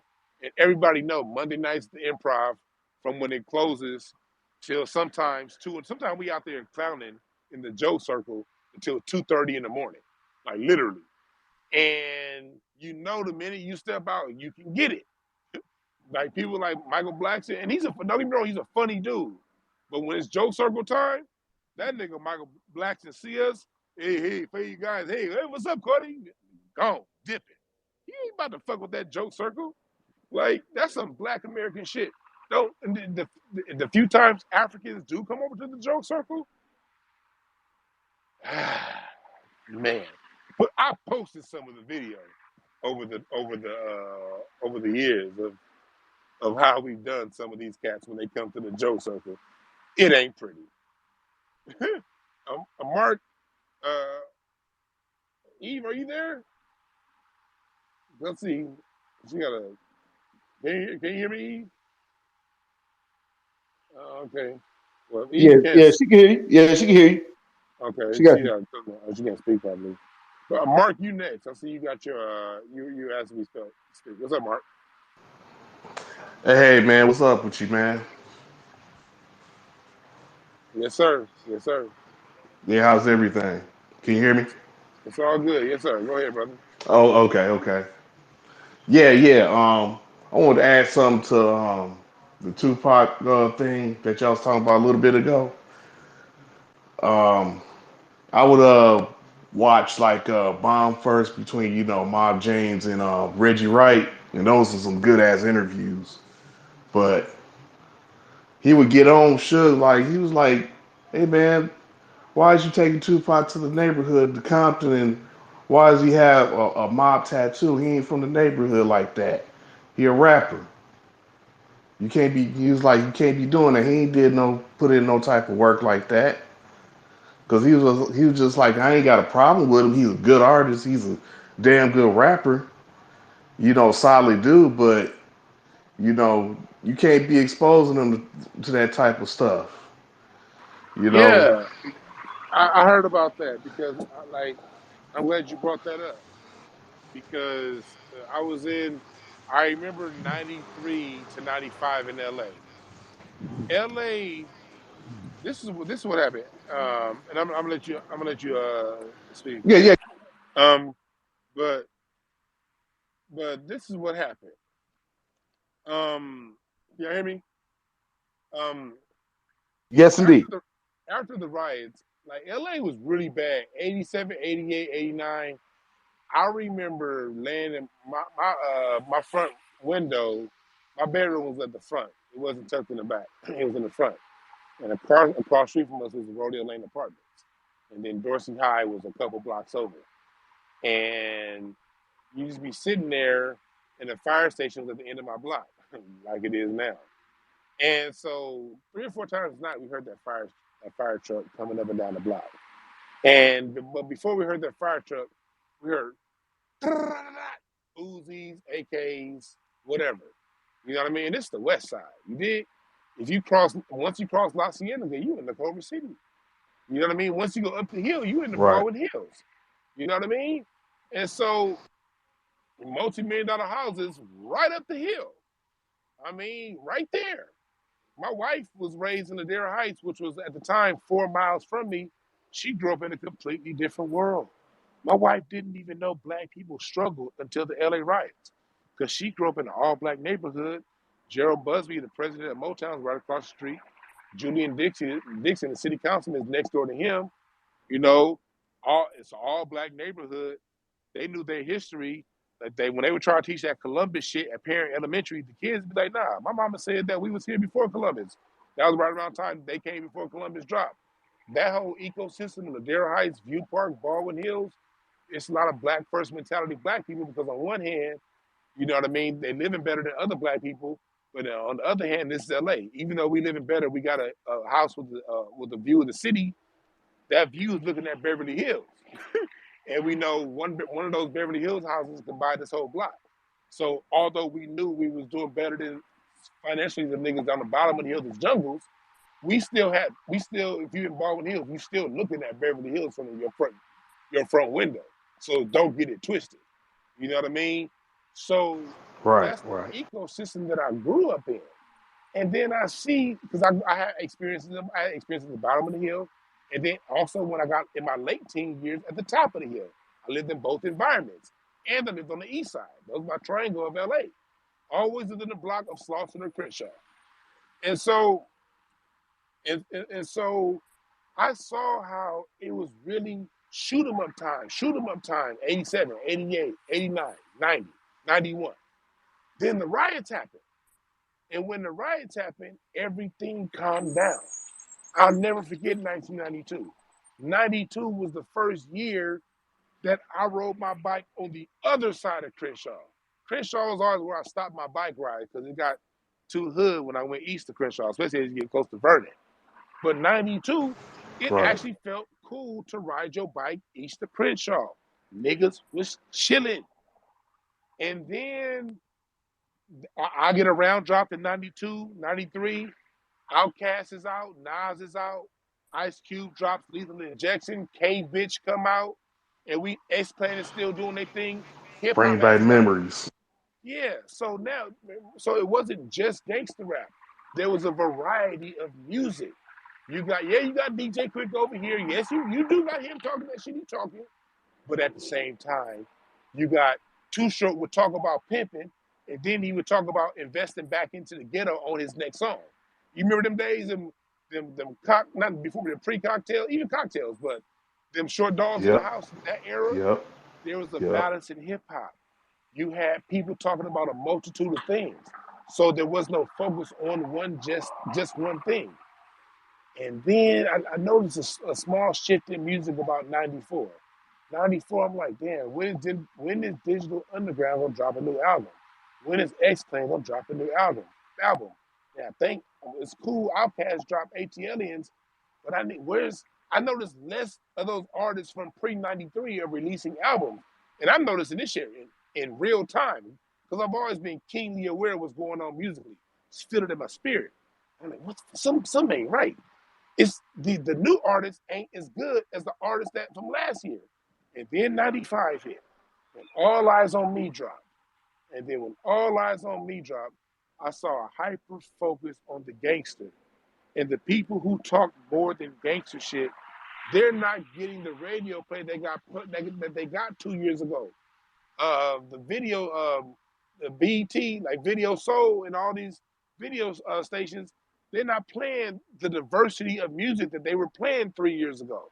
I just noticed that, and it became this hyper focus on the gangster shit on the West Coast, and on the East Coast, you had, to me, an even more devious plot with through Bad Boy. You got Diddy and all these niggas saying money ain't a thing. Mind you, this is at a time that every black neighborhood is still majority population black neighborhood. You know what I mean? The Clinton years are there. Money's becoming more available. Credit's getting easier to attain. Right. So at a time that we as a people could be literally buying the block, Jay-Z is saying, buy this chain instead. Diddy is saying, buy this car instead. Mace is saying, buy this bullshit instead. So on the West Coast, you getting being a gangster is the highest form of masculinity. And on the East Coast, you getting, and then when they morph down to the South, you getting being a trick is the highest form of how to express your masculinity. You're either going to express it by being a gangster on the West Coast, or you're going to be a trick with your money. And that's when music started going between 96 and it got to the point to where Nas had to release Hip Hop Is Dead in 2006. That was an extremely important and necessary album, because we got to give Nas the credit. People criticized him when the album came out, but he had to call out the fuckery. What is all this shit about spending your money on bullshit? So this is the environment that was going on at the time. And we can see how the music shaped the environment. So when I get to 96, 97, I'm noticing shit. The city was calm in 92 and even 93. 93, I remember waking up. I'll never forget summer 93. Man, I was on my bike. I used to ride my bike. That's when I started riding my bike way to the beach, way to Palisades. Palisades is 25 miles when you go down the bike path and then up. We was on them bikes, riding our bikes from the Crenshaw district to the beach every day. Come on. And it just felt safe. It just felt Right. safe. And then when this Tupac shit dropped in 95, the shooting started coming back. The niggas started nigging again. And it's like, damn, we had like a year or two of, it wasn't all the way peaceful, but we had a year or two of relative peace. Relative. Well, there was something going on, brother. It was stuff going on, but I say relative peace because I used to, my house was involved in 4 different drive-bys before 1991 because the nigga next door to me was a Crip, and I lived in a blood neighborhood. So that's how, I was in a personally active environment. And I noticed when it was 2 things. It was the 92 riots, and then in 94, the earthquake hit. The earthquake shook a lot of niggas out of the projects. A lot of the projects got fucked up and damaged in that 94 earthquake. And that's when a lot of niggas started getting kicked out and going to east towards San Bernardino and Pomona and all that shit. But when that Tupac shit dropped, I just noticed the engine started increasing year by year by year again. Now Tupac is dead, should have never been dead, but he dead fucking with these sorry ass, fake ass hood niggas who ain't nowhere to be found now that we getting gentrified. They ain't shooting none of these motherfuckers. Becky's walking down there with their little Pomeranians at 5 a.m. They get a free pass. But Dante is dead, and because he was on the wrong block. So all these corny ass niggas that was around in 96, 97, first of all, half the niggas live in Vegas now, and they don't even live here no more. And the ones who do, they ain't doing shit to them. And so that was, again, when it comes to what was going on, I just saw a devolvement in what was going on in the inner city. And it picked back up, and it didn't start calming back down until around 2005, 2006, when property values started to get so high. And LA cut out Section 8 in the South Central LA. What happened was they cut off South Central LA Section 8 vouchers in like 2004, 2006, and they started pushing everybody to Palmdale. The only way you can get Section 8 is if you live in Palmdale. So there is a soft gentrification going on, pushing everybody from the jungles, from the Nicholson Gardens, from the projects. Everybody black, go to Palmdale. Everybody Mexican, come into South Central. And it started happening very slowly during that time. But the crime started going up around that same time when the music hit. And that's why, and not just the music, the movies too. Boys in the Hood, Men's in Society, uh, all Juice, that whole genre of gangster hood films, they sensationalized it. The most accurate one was probably Boys in the Hood, because I literally was in that neighborhood, and like that scene when Nia Long was just sitting there, you would hear gunshots ring out. That was my typical studying for my math test. Well, I didn't study. Me playing video games, thinking about my math test the next day. That's what that was probably the most accurate. But Colors and the rest of the shit was so hella sensationalized. But what happened was when Menace to Society dropped and Juice dropped, you saw niggas trying to be these images in these movies. And then you got the music to go along with it. And so it was just like a perfect storm. But it was just, I don't know, I'm probably rambling too much, but I'm trying to just give you guys a cultural understanding of what was going on when the music was where it was and how it shaped the environment of what was in South Central LA at the time. No, that's education, brother. That is Yeah, education. that's education like a mug. Like I'm just listening, getting more educated on Black LA. That's all I'm doing. Shit. Yeah, man. So, Yeah, but Tupac went from "Be Against the World" to '95, which was an album he completed before he went to prison. Which that was probably his best album because it was yep. #1 in the country. And then after he came out of jail, went to All Eyes on Me. So that was a hell of a switch. Yeah, I just saw a shift after All Eyes on Me. I saw a cultural shift, and I saw it in real time. And it was one of those things where and like I said, I'm not even mad at Tupac because look, I don't even judge Tupac for it. Tupac was what 26, high. So 25, yeah. that's the age that as men we're at our most aggressive, we're at our most assertive. We're warriors. That's that warrior age. And so had Tupac lived another 2 or 3 years, had he gotten to 20, like when I read people's cards, that was the beginning of his Mars years. That's when you really get in your confrontational years. And most of those conflict is internal conflict. And as an artist, internal conflict is expressed through the music. Hell, when Michael Jackson was around that same age, he wasn't talking no gangster shit, but he did create a song talking about something. You want to be starting something, got to be starting something. Michael Jackson, wasn't nobody talking to you, nigga. Why you so mad? That's the age rage. That's the rage. That's the age of rage. Michael Jackson told us something. I'm bad.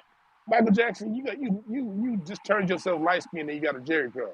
You're not bad, and neither is that nigga in the video on roller skates. Although I do want to roller skate like that nigga. And why was Wesley Snipes in that video? Y'all remember Wesley Snipes was in bad? Wesley Snipes was the baddest looking nigga in that Hell video. yes. That was supposed to Yeah. be Prince. Yeah, that's supposed to be Prince. Wesley Snipes was the baddest motherfucker in that video. You know what I mean? But Tupac, that's the age of conflict. Tupac at 32, 33, he's gonna speak music that's the wisdom that he learned from that time in his life. And I wish he would have gotten there, but Hollywood Divorce. That's one of my favorite songs ever written by Outkast and Snoop and Lil Wayne.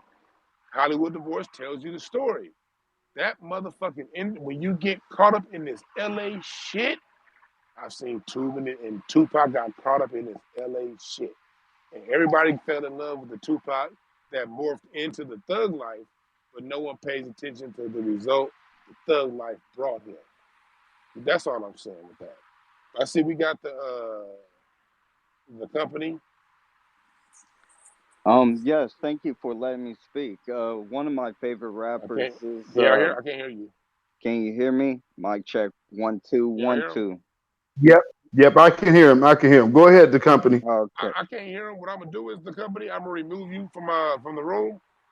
Come back, and I'm gonna invite you back up. Come back, and I will invite you back up. And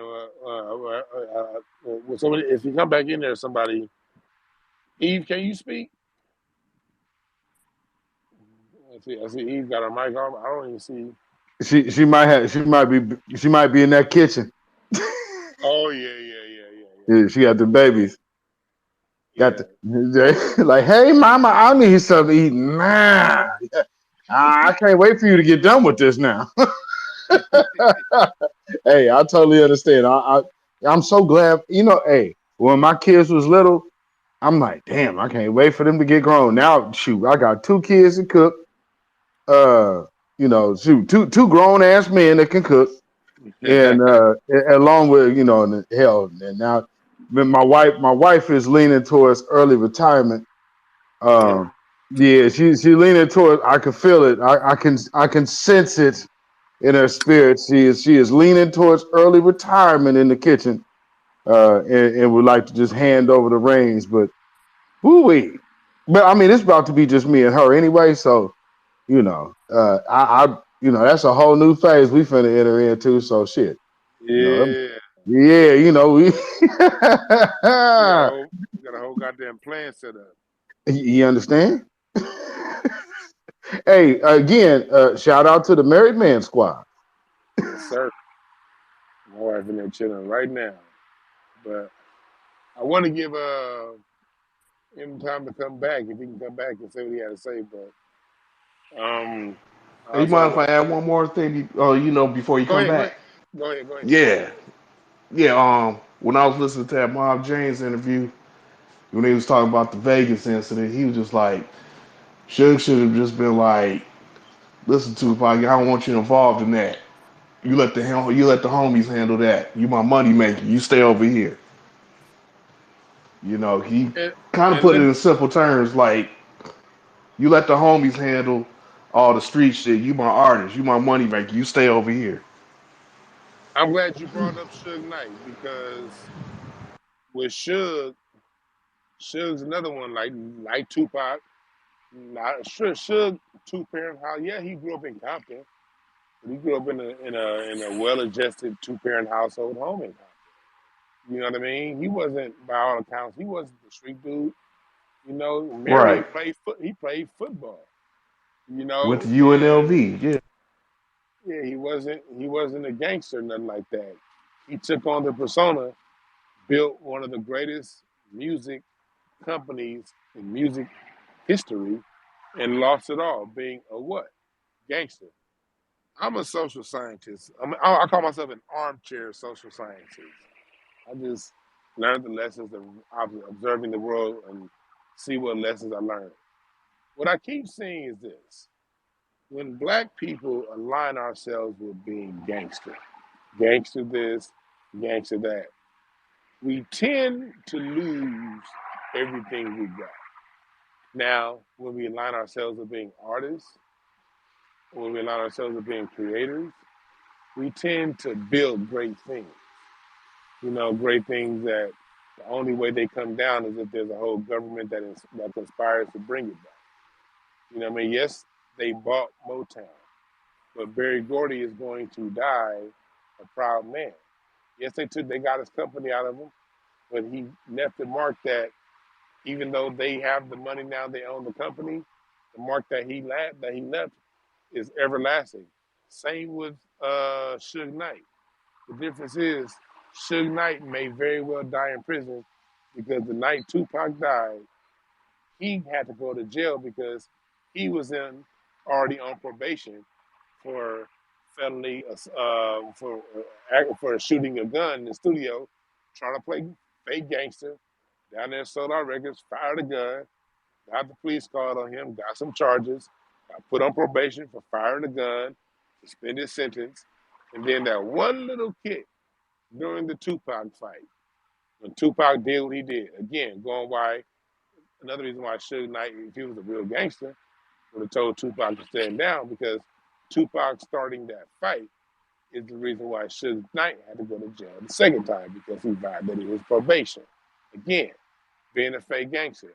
Still to this point ain't done nothing real gangster. The first thing was shooting a gun at somebody. That's not gangster. That's some coward shit. That's just you being a bully. The next thing is you kicking somebody who's already down, getting their ass whooped by 15 other niggas. Ain't no gangster shit. You suffered gangster consequences because you ain't a gangster. And then ended up ultimately going to jail because when he went down to that set, he was driving up and now he can't pay for protection like he used to. And he drove to that set and saw a real gangster that wanted to whoop his ass. And so out of fear of getting his ass whooped, he ran over a motherfucker, injuring one, killing the other person. He wasn't trying to kill the dude. He just didn't want him to whoop his ass. But homie never would have wanted to whoop your ass had you conducted yourself as a businessman the whole time and not a gangster. I keep saying the same thing. And the real gangsters that I do know, the ones who are gangsters, those are the ones who use their gangster to get their bread up. And then when they went straight and they stayed straight. And they knew how to use their gangster if someone was infringing upon their rights, infringing upon their territory. I know a lot of gangsters like that, ex-gangsters. I know a lot of ex-pimps like that. That pimp come out of them when somebody's trying to fuck with them. But the ex-gangsters I know, these are some of the best gentlemen that I know. Some cats that conduct some of the best business. You know what I mean? So the thing is this: it's not about where you come; it's from where Exactly. you are. It's not about where you come from; it's from where you are. And just because you come from a gangster environment, you learn the principles. You learn to be successful in that environment and apply to business. It's all good. But if you come from a business environment and you try to be gangster, you're probably gonna end up like Tupac and Suge Knight. So that's just something as a precaution that all of us need to listen to, think about, and understand when it comes down to how we conduct ourselves and how we get around and how we move. But I don't want to keep people here all damn day. Biza, or you want to say anything to close everything out? Or if Yeah, anybody yes, else, yes, indeed. hold on, if Can you anybody hear else me? wants to speak, yeah. If anybody else wants to speak, raise your hand real quick. I'll let one more person speak. But Biza, go ahead. Yeah, I was just going to let y'all know. Once again, I'm Bzilla PDX official. You can go to my YouTube channel and you can go subscribe to me there. Find me on YouTube, Bzilla PDX official. You can also, of course, follow me here, and you can also follow me on Instagram at Beatzilla PDX. So, and if you missed, if for those of you who have not followed me, if you look at the video on my page on YouTube that says, because I had to change the title. It's called Boomer's Betrayal. That interview with me and Dr. Rand Short. So you want to go ahead and check that one out. You do do yourself a favor and go check that one out. It's a fantastic interview, and you will That definitely interview enjoy was it. fire. Thank you so much. Thank you so much, man. So what? I think that's all I got, man. Y'all, everywhere. Follow me there. Follow everybody on this stage. Shout out to Dwan B. Black first. Stay black, stay vigilant, stay alive. Hey, man, this is how we do all day. Yeah, and I appreciate that, bro. And I see Sage just requested. I'm glad you requested, Sage. I want to hear what you got to say about this before we close everything out. Go ahead, Sage. Peace to the family. I just want to say again, I've been in here for a couple of hours. I'm a fan of both of y'all. I love the work that y'all do. I love how y'all speak on music. Y'all inspire me every day. And please keep on doing what y'all doing. I'm so inspired by you guys. I love the stories that y'all share, whether they be street stories or music stories. It's beautiful. And I love the history that Beat talks about all the time. Again, anytime y'all know me, man. Anytime y'all throw a space, I'm in here. I'm just a student. And if anyone that loves me, y'all follow these brothers, Beatzilla, PDX, my sister Just Eve, and you follow Dwan B. They are brilliant people when it comes to music, and show them all the love and respect that they deserve. And like my sister said, no flowers, we're gonna give y'all some cigars. And with that, Black First, family. Yes, sir. Yes, sir. Yes, sir. Yeah, y'all can follow me at Dewan B everywhere: YouTube, Caffeine, Mixcloud, Patreon. I did a Mixcloud. I did a YouTube yesterday breaking down. Well, all this week I've been on Crazy Legs Bumper. I did 2 shows breaking down Crazy Legs comments, and I did I did a cool, smooth breakdown on there where I played some BB King into some Ice Cube into some Kendrick Lamar, showing the evolution of jazz to early hip hop to modern hip hop, and the seamless cultural connection. And I used the West Coast hip hop on purpose because West Coast hip hop has no input of Jamaican or Caribbean or Latino culture because we over here in segregation with ours, and we get our shit from the funk and by way of the blues, and the funk was out of Ohio and L.A., and the blues was out of Mississippi and the Delta. So there is no intersection with any other Caribbean, African, Latino influence when it comes to the West Coast. So I did. That's why I strategically used those three albums to show true hip hop with absolutely no cultural connection to anyone else. Um, and then I did another show the last 2 days on Steve Harvey's comments about the Africans is us. Those Africans is us. Oh, Mr. Potato Head mustache having motherfucker. You know what I mean? So I broke down, basically, who influenced who, history of the drum set, bass keys, and how our culture was. I did one on YouTube, and I did the other one on my Mixcloud, which is available now on my Patreon. And I really broke down the music, how musically it evolved. For how I played some of Fela Kuti's music before he came to America and met with the James Brown sound. Before that, he was trying to sound like more like Dizzy Gillespie and Bird. He was trying to sound like bebop when he was in the UK. When he came to America, and intersected with funk, I was able to show how Fela's sound evolved from trying to sound like Bird and Dizzy, trying to sound like James Brown, into what's now known as Afrobeat.